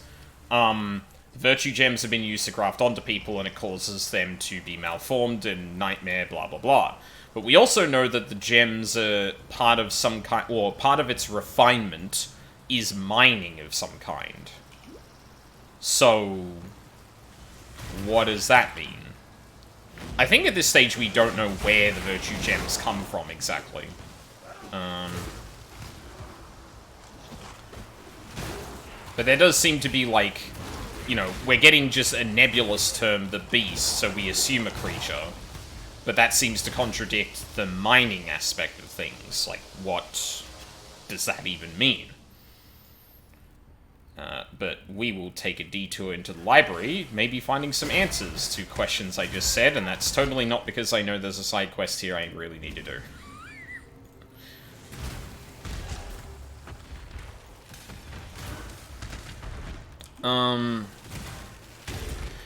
And yeah, this is again where I need to, like, I'll probably look it up in the meantime, like during downtime, during the week or something. I'll have to remember to actually do it, because I don't think I did my read up on Act 1 and 2 like I said I was going to. But yeah, there's some shit I need to read up on, specifically with the connections to the Beast and the Reverie, which we'll call out for now. Zerfi the Murderer. It is said that the Valj noble Zerfi lived for 168 years. That is more than 3 times the current imperial average. Were this the only unusual attribute of an otherwise uneventful life, Zerfi might have been cast into the back corner of history to gather dust with the other inexplicable anomalies. But his life was anything but uneventful. Zerfi was the Val civilization's most infamous serial killer. Over a period of 128 years, Zerfi abducted, tortured, and murdered 13 victims, all in their 20th year of life, all of noble descent, all gemlings. But this feat alone did not catapult Zerfi into the annals of history. Rather, it was the quality of his heinous acts that set him apart, not the quantity. Evidently, Zerfi was a master at inflicting the most prolonged and agonizing demise. His victims' bodies were found in a state of horrific mutilation, yet post-mortem analysis revealed that all of the physical trauma inflicted had occurred while the victim was still alive. Some sources claim that the techniques of torture were so refined that he was able to inflict the most intense and lasting pain the human body is capable of sustaining. Then, we come to the curious matter of Zerfi's death, which, as so often occurs with historical investigation, brings us back to where we started. Zerfi was finally found at the site of his 13th and final victim, who was unmolested and unmutilated. Simply dead. When the centenarian's body was committed to autopsy, the recorded results are mystifying in the extreme. It is claimed that Zerfi did not possess the body of a 168-year-old, rather that his corpse had the physiognomy of a man of 20 years, no more. Life and death have walked in hand since the beginning of time. Could Zerfi have persuaded them to kiss? Trinian, Intellectus Prime. Yeah, so just in case you needed a little bit more about, like, you know, what were the Val up to before they disappeared? Some of them were up to heinous shit.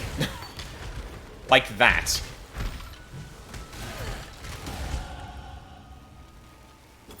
And just at some point, just died trying to get a 13th victim. There's speculation about whether, they were able to,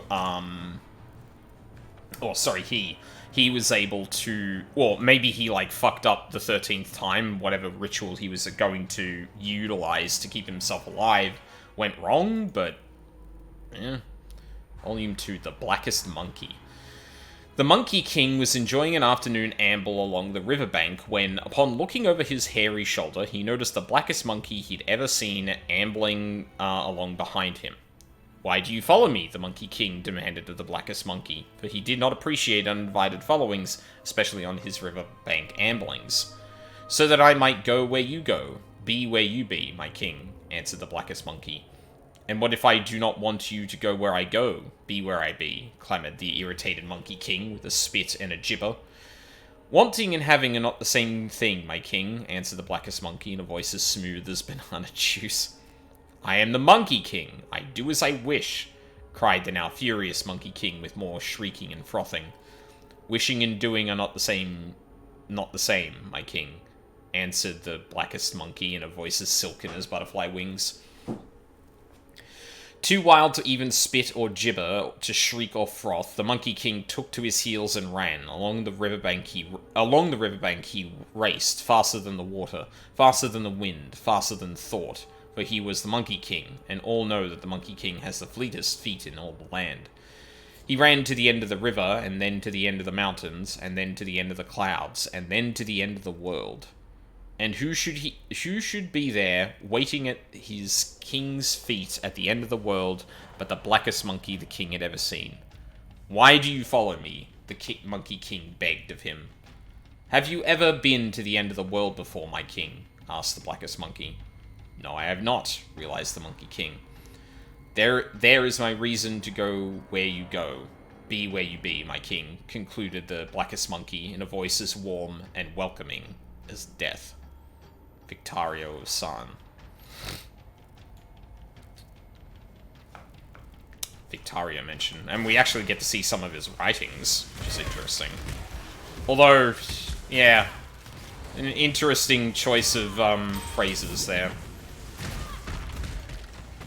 I have to imagine that the whole thing is just like death chasing this person. The Monkey King, rather. Oh, here we go. Siosa, my friend. Please, do not be alarmed.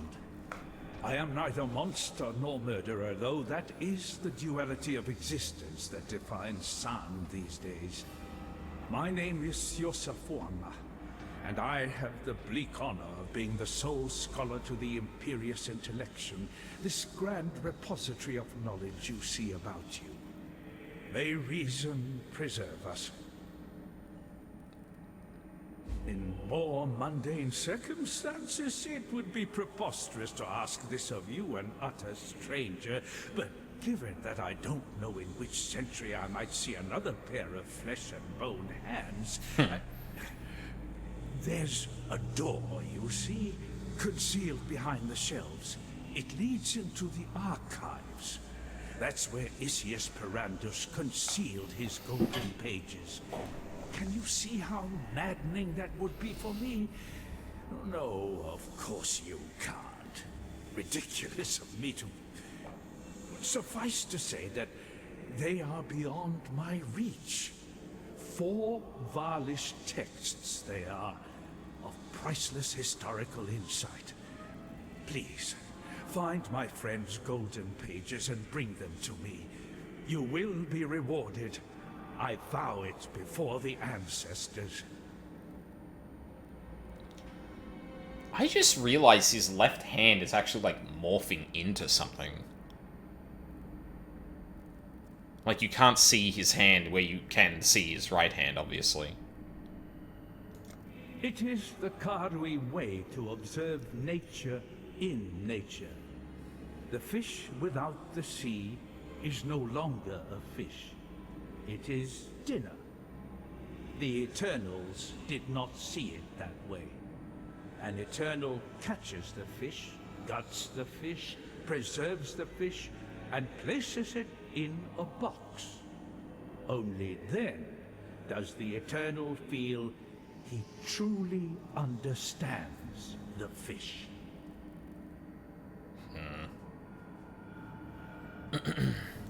It was a Karui Motiata that discarded my failing body of flesh in favor of canvas and oil. An ancient song and a momentary lapse in judgment that I've had more than enough time to regret. Oh, so you did this knowingly? I didn't actually know that. Remember, life is precious. Let me get a good look at the... Yeah. I guess maybe he's become more his form has given more to the painting than would be... I guess you can't really see his right hand there, but his left hand's definitely draped in that thing. I genuinely don't know if this is meant to be indicative of the fact that he's passed and has started changing, or if they just did not render the end of his left hand, which, like... Doesn't matter if they didn't, but... I never really looked at his model that closely to notice that detail.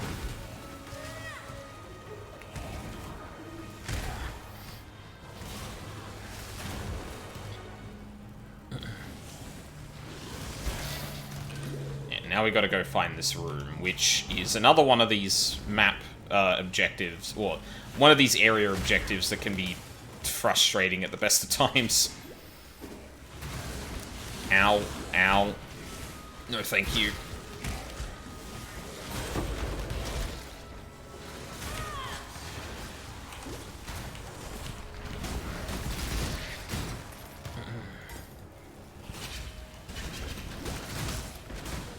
Purity Chronicles.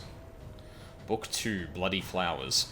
High Templar Vol and Victario entreat Thane Rigwald of Ezimir, knowing that a poet would fare far better than any politician in rousing the romantic Ezimites to rebellion.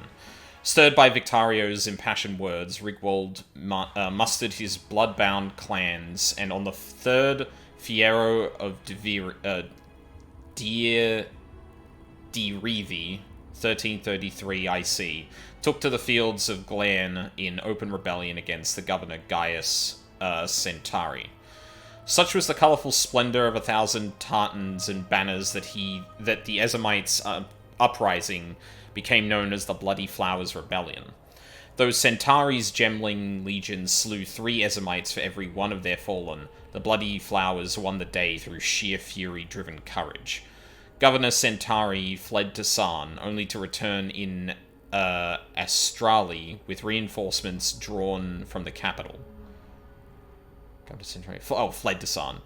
Vastiri and southern garrisons. Little did Centauri know that by so weakening those forces, he was playing right into Vol's hands. Yeah. Fell for the classic blunder. It was a trick! Well... I missed the obvious joke there is it's a trap, and I feel kind of stupid for not realizing that.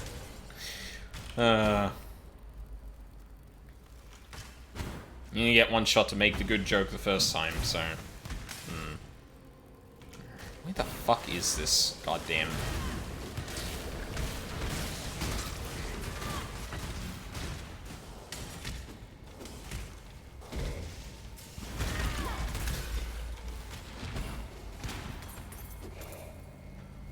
There it is. The archives.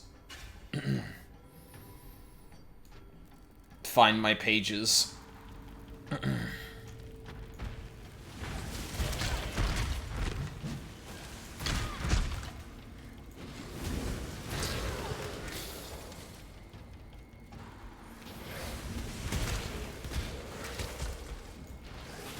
there 2 strong boxes next to that objective? What the fuck? That's weird. That's uncanny. Oh, is that actually... Oh, fuck off, really? Oh no, there is a way through there, okay.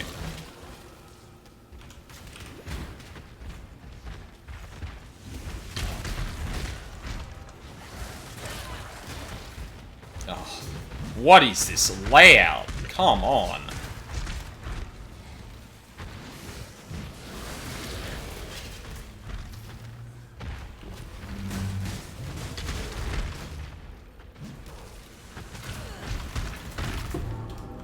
That's one golden page. Let's read these at the end.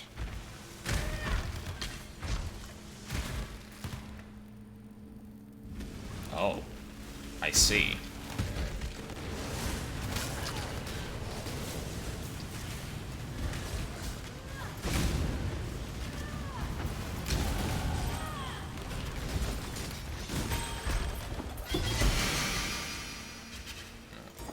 Don't need any of that.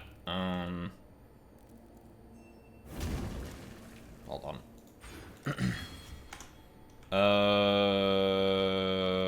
That would only slow me down. Oh, really? Oh, yeah. Fuck, I should have sold a bunch of this shit before.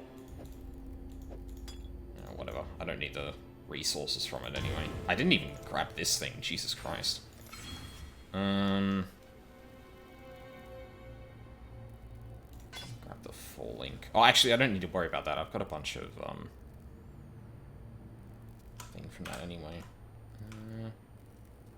That's not going to be as good as that. Okay, I think we can leave most of this then. Golden page.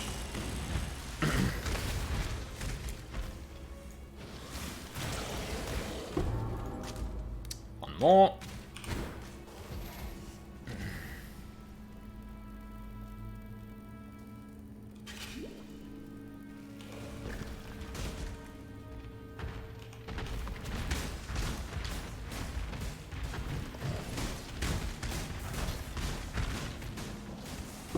There we go.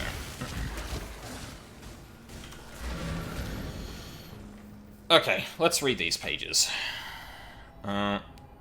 A communion, but with what? By all accounts, it wasn't God that the Val were trying to reach. Okay, let's see if I can put these into orders. Waking nightmare, madness of the mind, or madness of the flesh. Siosa, your slavery will cause them to overlook you. Your Kauri way will guide you. Your humanity will shame us all. The Val were even more steeped in gem culture than our Emperor and his gemlings. It's an obsession as old as civilization itself. Right. So, the Val were also messing around with all of this shit. Keep that in mind. I think I also need alchemy orbs.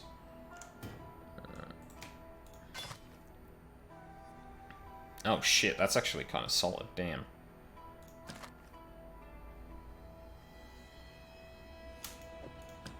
I don't think I'm going to take this off, honestly, because this is too much LE resistance for me to really give up. God will only offer the door. Man must choose whether to open it. Alright. I think we're good there. Yeah, so the Val were also kind of steeped in that shit. And then they just suddenly disappeared, huh? A lot like there was just a cataclysm in the middle of the Eternal Empire for seemingly no reason. Interesting. By the ancestors, it's good to see fresh words in front of me. Now, my translation skills are not what Isius were. I can achieve a meager paraphrase at best. But a little knowledge is better than none, is it not? Mm-hmm. Let us begin. This tapestry of truth is a threadbare cloth indeed, but at least you have allowed me to begin the first few stitches in its restoration, and to settle the memory of a dear friend. In return, allow me to give you this, a little practical wisdom to improve your lot. And you know those gems that we were talking about in the Val papers? How about you just have one? Okay. Life Leech, Fork, Fortify, Hypothermia, Ice Bite, Focus Ballista, Second Wind, Impale. I don't want any of these. Yeah, fuck it. Grab that. Page 1 translation. My word. Valish contextualized syntax is a slippery eel indeed. Let me see if I can grab it by the gills. They carried their virtue gems to Doriani's bed. No, that's not quite right. Ah, yes. Doriani's cradle. The historian finishes that it was a price they needed to pay to ensure a Valish future. A cradle of virtue gems? What sort of Valish future did Doriani hope to ensure? That's a great question. Splendid. Let's see what this page has to offer us. It talks of Queen Atsiri. Now, here's a portentous line. She drenches her altars with the blood of those deranged enough to question her vision. The next piece is a real eye-crosser, but I believe it refers to a communion. Something to do with the harvest moon? Again, Doriani seems at the heart of it. Good. This line I can read without issue. This will be our final night of fear, our final night of suffering. Sacrifice. communion, the harvest moon. An unsettling combination. Before we go on, I suppose every civilization has its Doriani, its Malachi, men of divine talent and demented ambition. Without them, history would be a far less interesting place. fucking the most academic answer possible. It'd be really boring to read about shit if people weren't crazy. Or, like, dangerously ambitious. Malachi would never have risen so far without the patronage of an emperor like Chitis. It would appear that Doriani and Queen Atsiri shared a similar relationship. It was said of the beautiful Atsiri that she wished to see her likeness reflected in the still waters of history. Chitis was no less self-impressed. Of all the sins, vanity is the most hideous. Oh my. This first line is frighteningly clear. Our queen is dead. Doriani is dead. So many have fallen, so many have changed. The latter text is almost indecipherable. It practically hums with agitation. Let me see. I can make out the words sleep, nightmare, and the beast. Whatever that may be. Our historian finishes with, "We have succeeded where our forebears did not. We have failed ourselves." I need not imagine the fall of the Val. I saw the nightmare with my own eyes. San fell in the course of an hour, no more. A tempest raged down from the mountains and engulfed the city, throwing it into midday darkness. I saw madness in my colleagues' eyes, watched as the most rational men in the Empire jabbered and slavered and slaughtered each other. I witnessed Trinian, our gemling intellectus prime, engulfed by the radiance of his flaming cranial gem, and wither like a grape in the sun into a thing of desiccation and famishment. I've seen mountains spew fire in Namakanui. I've seen waves as tall as trees and winds that leveled warriors and walls alike. Nature is what nature is. There was nothing natural about the cataclysm. Strange. I was put in charge of dating the most antiquated of texts. This parchment, it's a remarkable copy, but it's no original. Much younger. Oh my. Listen to this. My dearest Isius, I have been enlightened beyond expectation.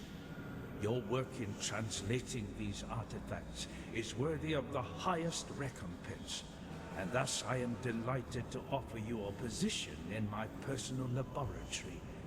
Please do not give your escorts any consternation. I would be most pained to see such a precious asset damaged in any way. I very much look forward to working with you. Isius Perambus, your friend and admirer, Malachi. Poor, poor Isius. Wherever you went, my pity goes with you. So, Malachi is learning from the Val, then. How Malachi survived the Purity Rebellion, I don't know. He was at Emperor Vol's side before Chitis' corpse was even cold. I suppose Vol found him as difficult to refuse as Isius did.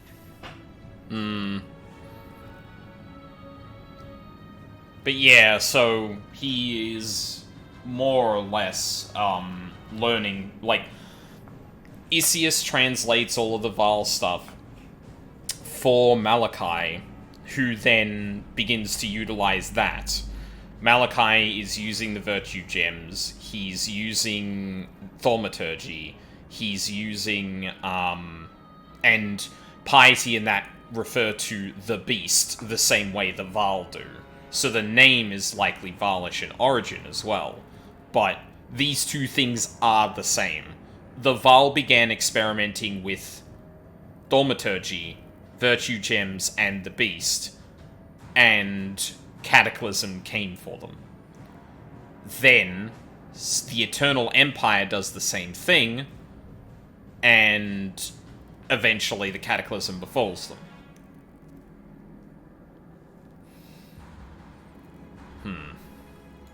Let's speak again soon. This beast sounds like a bit of a problem. Okay. We're getting close to being able to use the build I want to use. So usually I would grab some stuff from Sierra, but I think I'm probably fine for now. Is there something I could add to... Shrapnel Ballista that might cause bleeding. Oh god, there's a lot of shit here. Is there a maim in here, actually?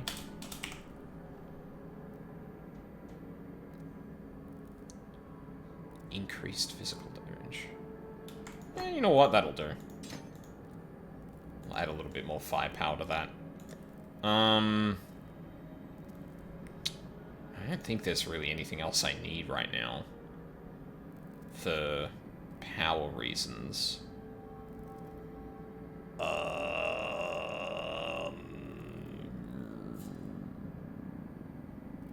We're doing fine damage-wise, I think. Oh, actually, hold on.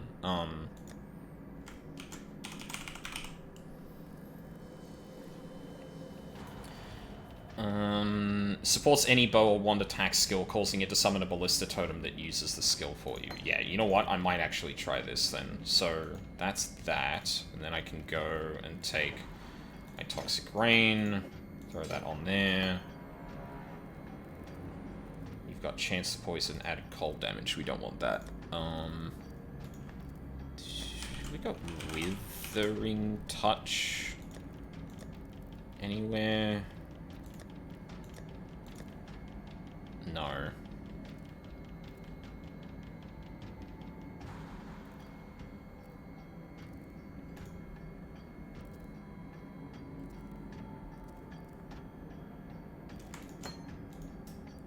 Maybe we go Spell Totem instead with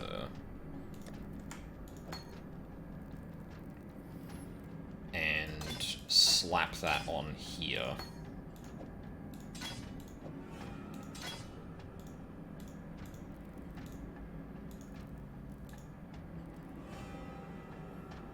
So then I can throw Toxic Rain totems to just, like, clear things out. Although I don't want either of those on it, I think. I probably want Vicious and Void Manip. So I don't think we want that to actually poison. I think we just go in on the chaos damage it deals. Yeah. Oh, that'll do. So yeah, we've got spell totems if I want to single target something. And, yeah, that'll be good, because we got to go kill... Well, we got to go kill Dominus now, and Dominus can be a problem. He is a man of God, after all. But while we're here, we do also need to do a thing.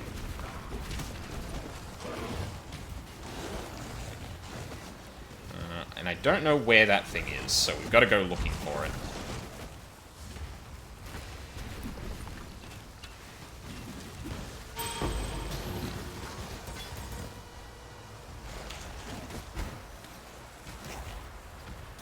There's the library. I know the thing I'm looking for is off the beaten path.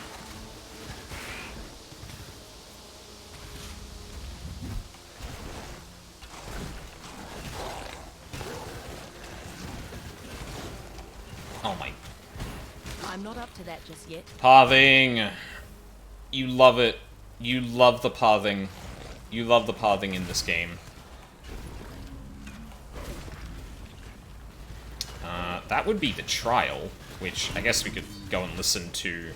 A leader cannot simply stride forward into the future and expect his people to be able to follow. A leader must look over his shoulder so that he can witness and understand the consequences of the path he has chosen, to ensure that his people are still with him, to ensure that he has not become lost.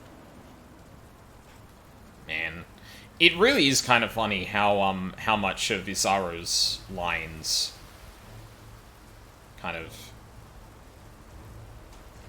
just paint a picture and are relevant today. For very unfortunate reasons.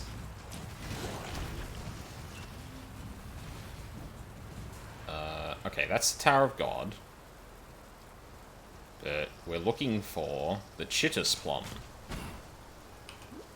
I don't know where I would expect that to be. Because I haven't gone to complete... I don't think I've completed this quest in, like, years. So I genuinely don't even know what I'm going to be looking for here.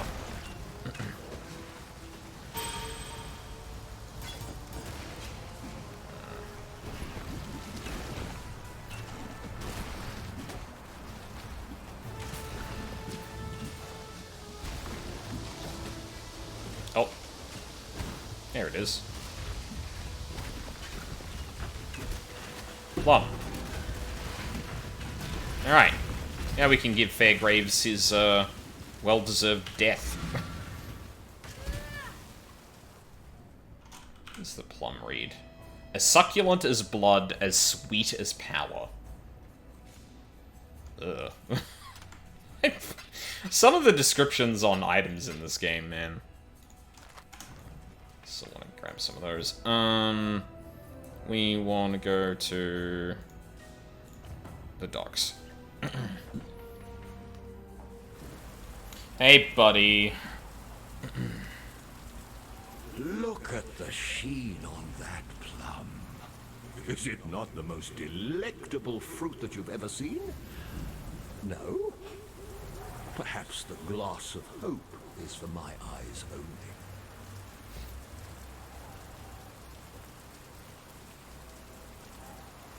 Wondrous!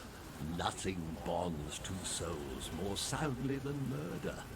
For that reason alone, I knew you could be relied upon.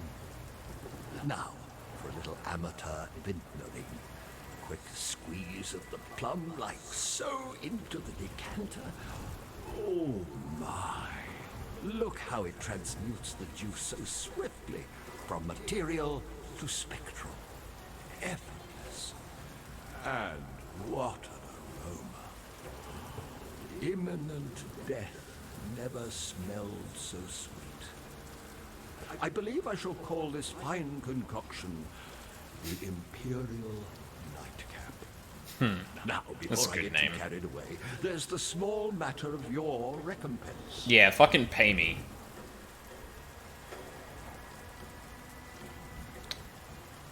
Probably one life. A toast to swift endings and promising new beginnings. Oh, and you might want to avert your gaze once I have quaffed this diabolical brew. I doubt that my return to solidarity will be a pretty one. Right. As I used to say in the love dens of Trathus, bottoms up, girls. Oh my. Now that's an unusual sensation. Oh dear. Something is amiss. The All Flame. It's... No. No. It's gone out. What am I... What are you? No. You cannot be. I will not...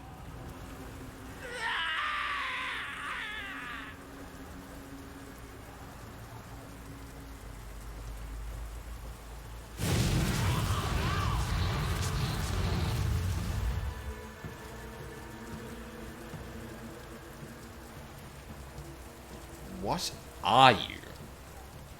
What did he see before he died? Huh. Oh well. Moving on. Hang on a second, let me check on something real quick.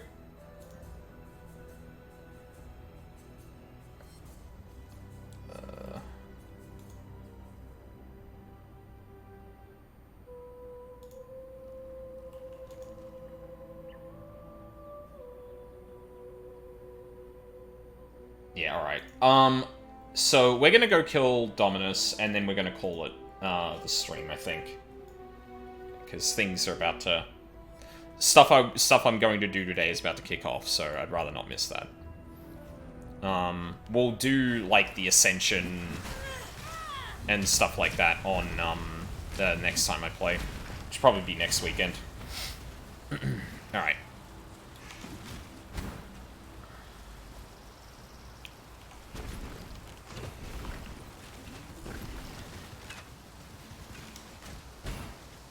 I'm not up to that just yet. Yeah, I thought so. Don't worry about me phasing through the door either. Oh. Oh dear.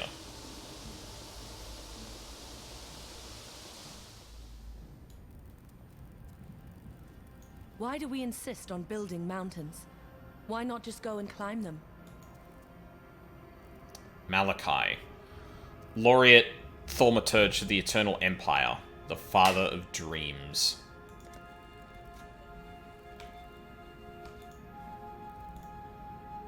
Giving a baby a virtue gem. Jesus.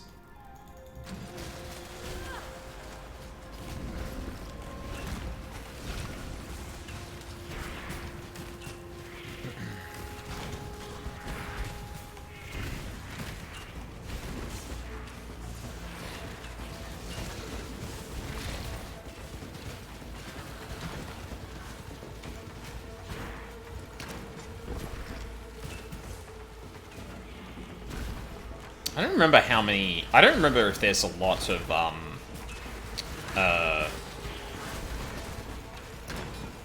scribblings around here.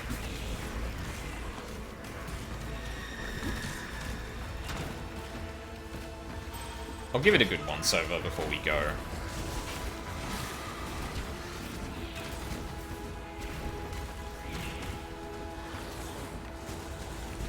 I think we would have seen anything in the center there.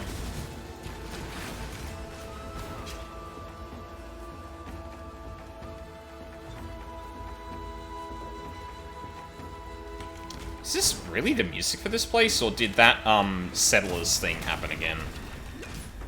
Hold on.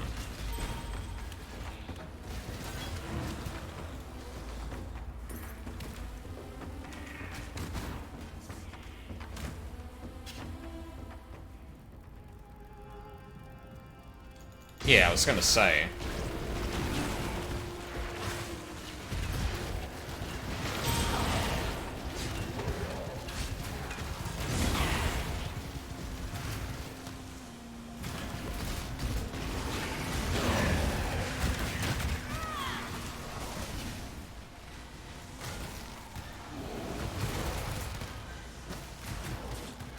I give you to the earth.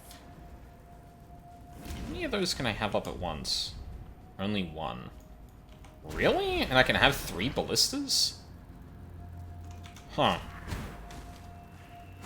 I guess you need multi-totem to actually make that work like that? Alright, yeah, I think we're done on this floor. But yeah, a lot of bad shit in here. Can understand why, Dominus and, Piety clean this place up, or close this place up, rather.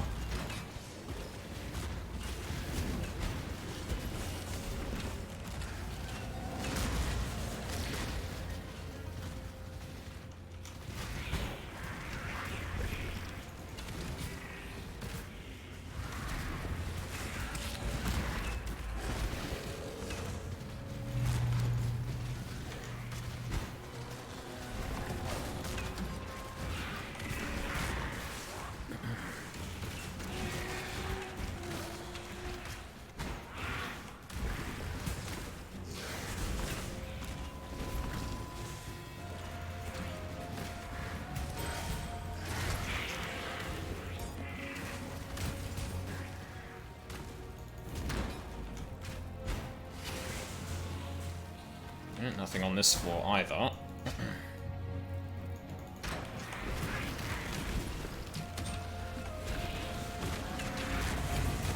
Oh my god.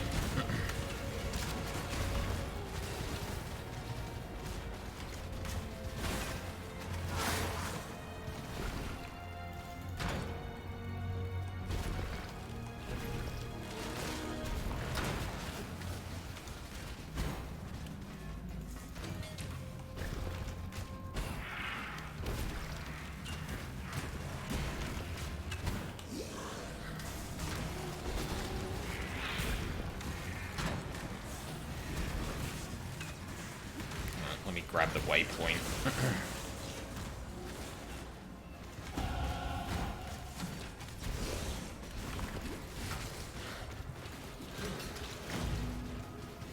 Ooh.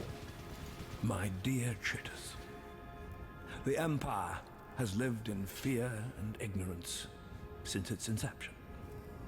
Our Asmiri ancestors, in their arrogance, turned their backs on the lessons of the Val. The emperors before you lacked courage, lacked vision, paying lip service to eternity while scrabbling for approval and comfort within the prison of their meager mortal lives. You are not one of those emperors. You are Chitus the Great, the man who will make this empire truly understand the meaning of the word eternal. We shall build this thaumatocracy together, my emperor. Gem by gem, immortal by immortal. Your devoted servant, Malachi. Mm-hmm.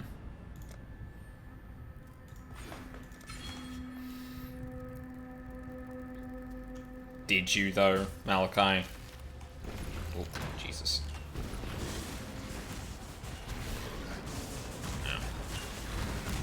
I'm glad I didn't miss that one. Thaumatocracy, too. Like, literally, thaumaturgy is the cornerpiece and most important part of this political body.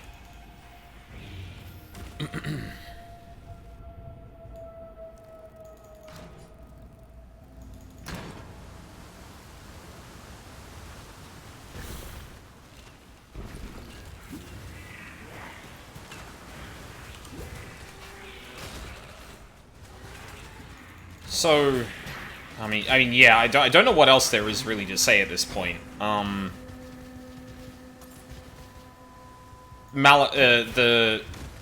It's become very clear that the fall of the Empire is, like, related to the virtue gems and thaumaturgy.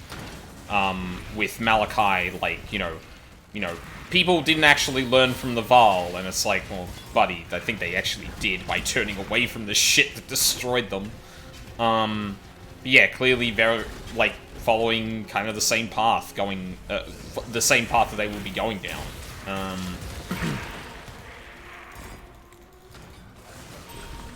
Which, obviously brings up the question of what the fuck is Dominus planning to do.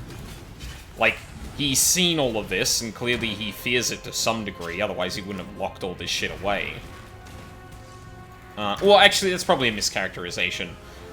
This place is too dangerous in a result of thaumaturgy, but, like, clearly he's been getting piety to do the dirty work of putting together the ability to utilize thaumaturgy. Which, against, you know, against the Order of the Templar, to some degree, by the sound of it. Much in the same way that Chitus just started listening, or getting his ear bent by Malachi, and, you know, Vol obviously saw that as kind of a problem, given gestures at thaumaturgy. Yeah, right now, like... And I think it's an interesting detail that, and something I never actually...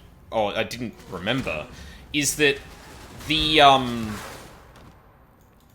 way that everyone was getting through the tower, or getting to the top of the tower, was not, in fact, going through the tower like I am. It is going around it. Like, it is so dangerous inside this tower that, yeah, like, even the people who are kind of scrambling across Sarn looking for more thaumaturgy can't even go in there. or can't risk it even. Because it looks like they tried to barricade it up to some degree, and there are a bunch of soldiers that got just decimated as a result.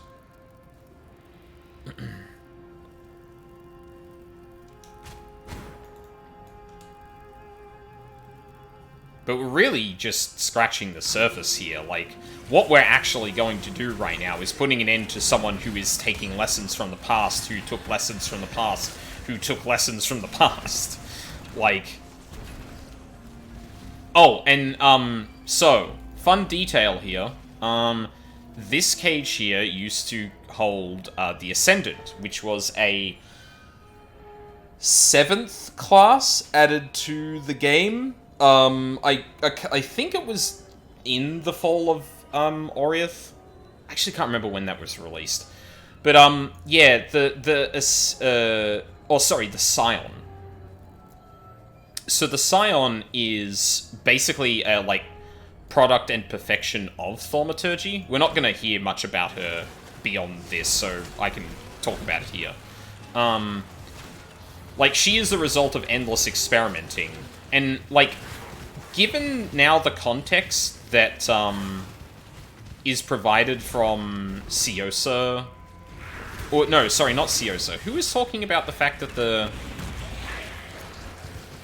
that people couldn't go through... Was it Hagen? Oh, fuck. I keep thinking it's Hagen. It's probably, Memora. But, yeah, now with the context that they had actually locked away this place, I originally thought that maybe the Order of the Templar had gotten into here and managed to, you know, kind of smatter the machinery in. But you can see here that there's, like, the barricades of Oriath and soldiers and that. But when we go back to here, like, this... I don't know, this looks like it's... I mean, it's possible that Piety put this together, but my interpretation now might be that this is actually a result of the Eternal Empire, and it just took ages for it to actually happen, which is interesting. Alright. It is woman's purpose to tempt and try the will of men. Yeah, cool, Dominus. That's great. Love that.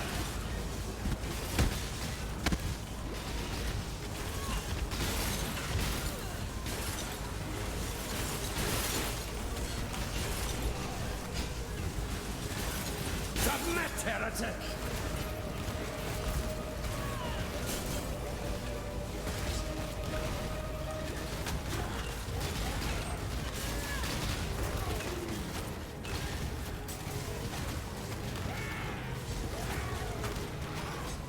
Have you ever seen the true face of God, Exile?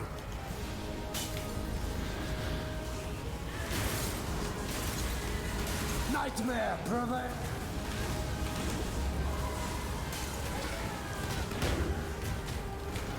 Oh. The touch of God! Oh, shit. Alright.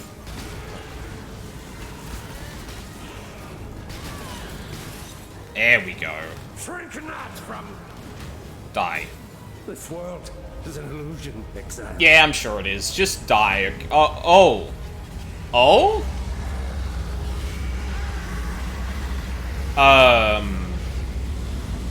Oh dear. That wasn't in the manual.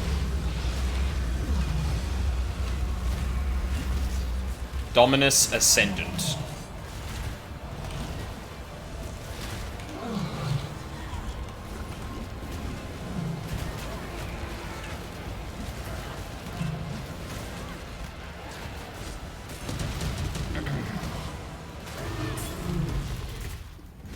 Some of us live to regret our mistakes.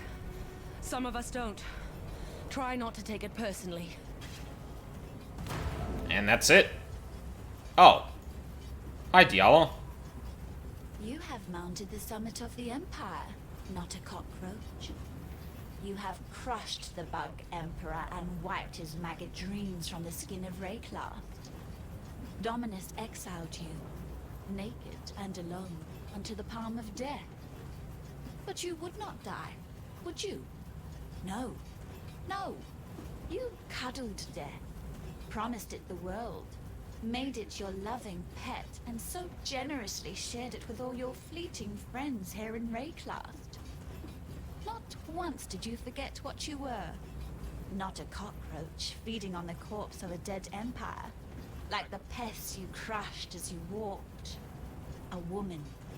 The sort of woman that planted the seed of this empire right here in Sound so long ago. What teetering and twisted life it still holds dear, this land owes to you, Ranger. I wonder if that's different depending on class. There will be more. You know that, don't you? Emperors. Avaricious little pests scrabbling to steal the legacy of their betters. Unless we burn that legacy, sear its infection from the flesh of existence. Go north, my lovely unbug. Go to Highgate, to the beginning of the end. Dive headlong into the nightmare sea. Catch and roast yourself a nice big fishy. So, I mentioned it before, but Act 3 used to be the end of the game, and it would repeat, I think, 3 times to get to endgame, or the endgame was just repeating it on significantly harder difficulties before there was, like, the map system. So, like, this bit with Diala did not exist, as far as I know. And to be clear, I don't, oh shit, actually, maybe this machine is actually the... Maybe it was still Theopolis. Yeah, okay. Yeah. Sorry, Ascendant Thoughts. Scion Thoughts. Yeah, so, like, the end with Dominus used to be the end, in terms of the narrative. And, you know, we destroyed the person who was trying to resurrect Malachi's kind of legacy and the nightmare that Val produced. And, yeah, we're all good, right? But then, like, when Act 4 was added... Act 4 would then be an end game.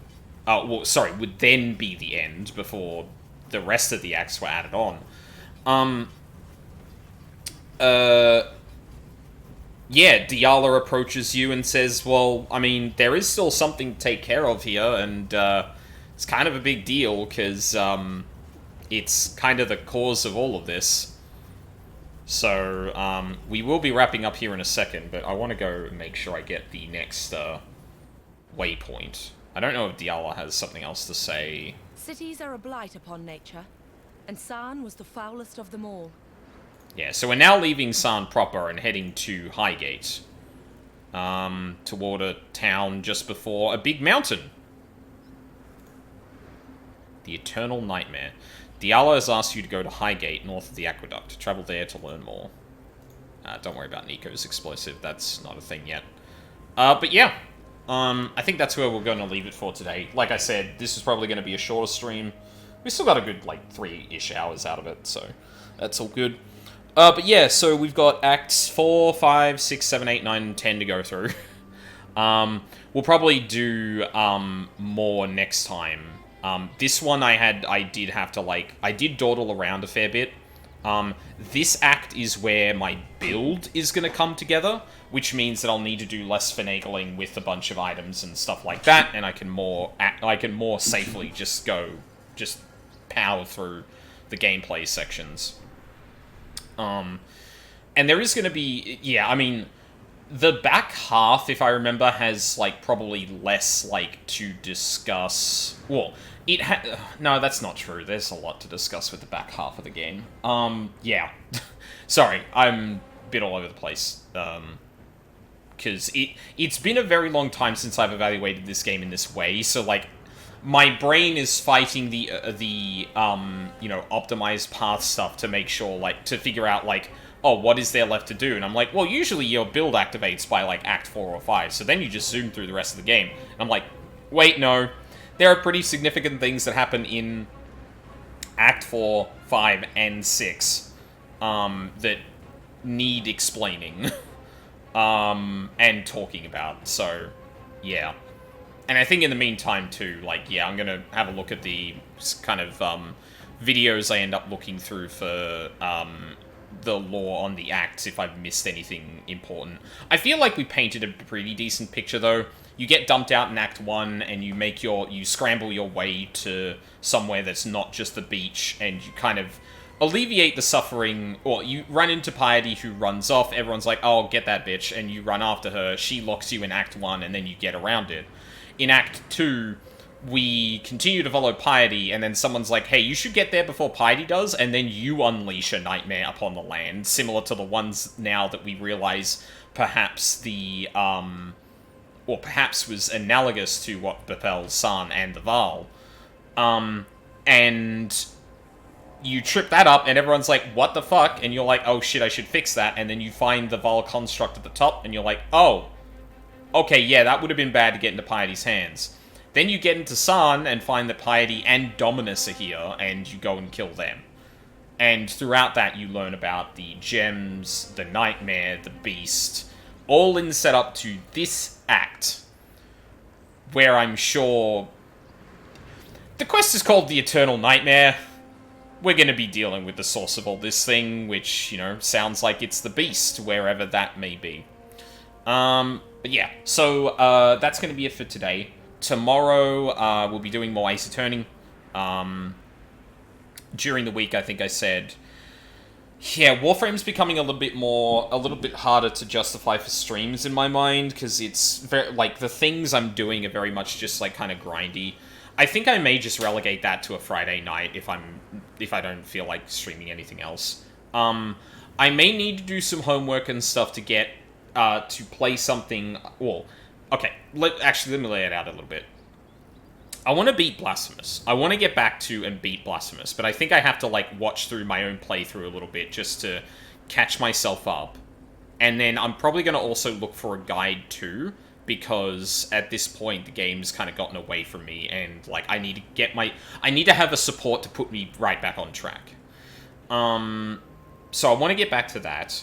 I'm also thinking about potentially doing a longer game during the week. Something akin to, like, Blasphemous in length, I feel. Not an Elden Ring. Or not the structure of an Elden Ring, anyway. So I'm going to be toying around with that. I don't know what game I'm going to put there, but I want to try and experiment with just, like, okay, here's, like, one game I play during the week that I can get, like, you know, 5 or 6 hours in. Then Friday night's a wild card, I do whatever the fuck I want, and then Saturday's, like, my dedicated sort of longer form games. Because I want to try and get through more games. It's harder and harder to kind of, like, find the time, and especially with me going back to the office, it's going to be even harder. But that's why I want to try and get into a state where I'm like, okay, I feel like I can be comfortable playing something like this for 2 to 3 hours, 2 nights a week, 2 nights during the week. Then my weekends, in the mornings, I have, like, 5-hour sessions of 2 different games. That way I can keep a few more plates spinning than I have been. But yeah. Yeah, I think we'll just end it there then. I don't think there's too many people around. Yeah. No, so we're just gonna leave it there. Alright, so thank you very much for watching live or on the VODs. I really appreciate it. Hope you all have a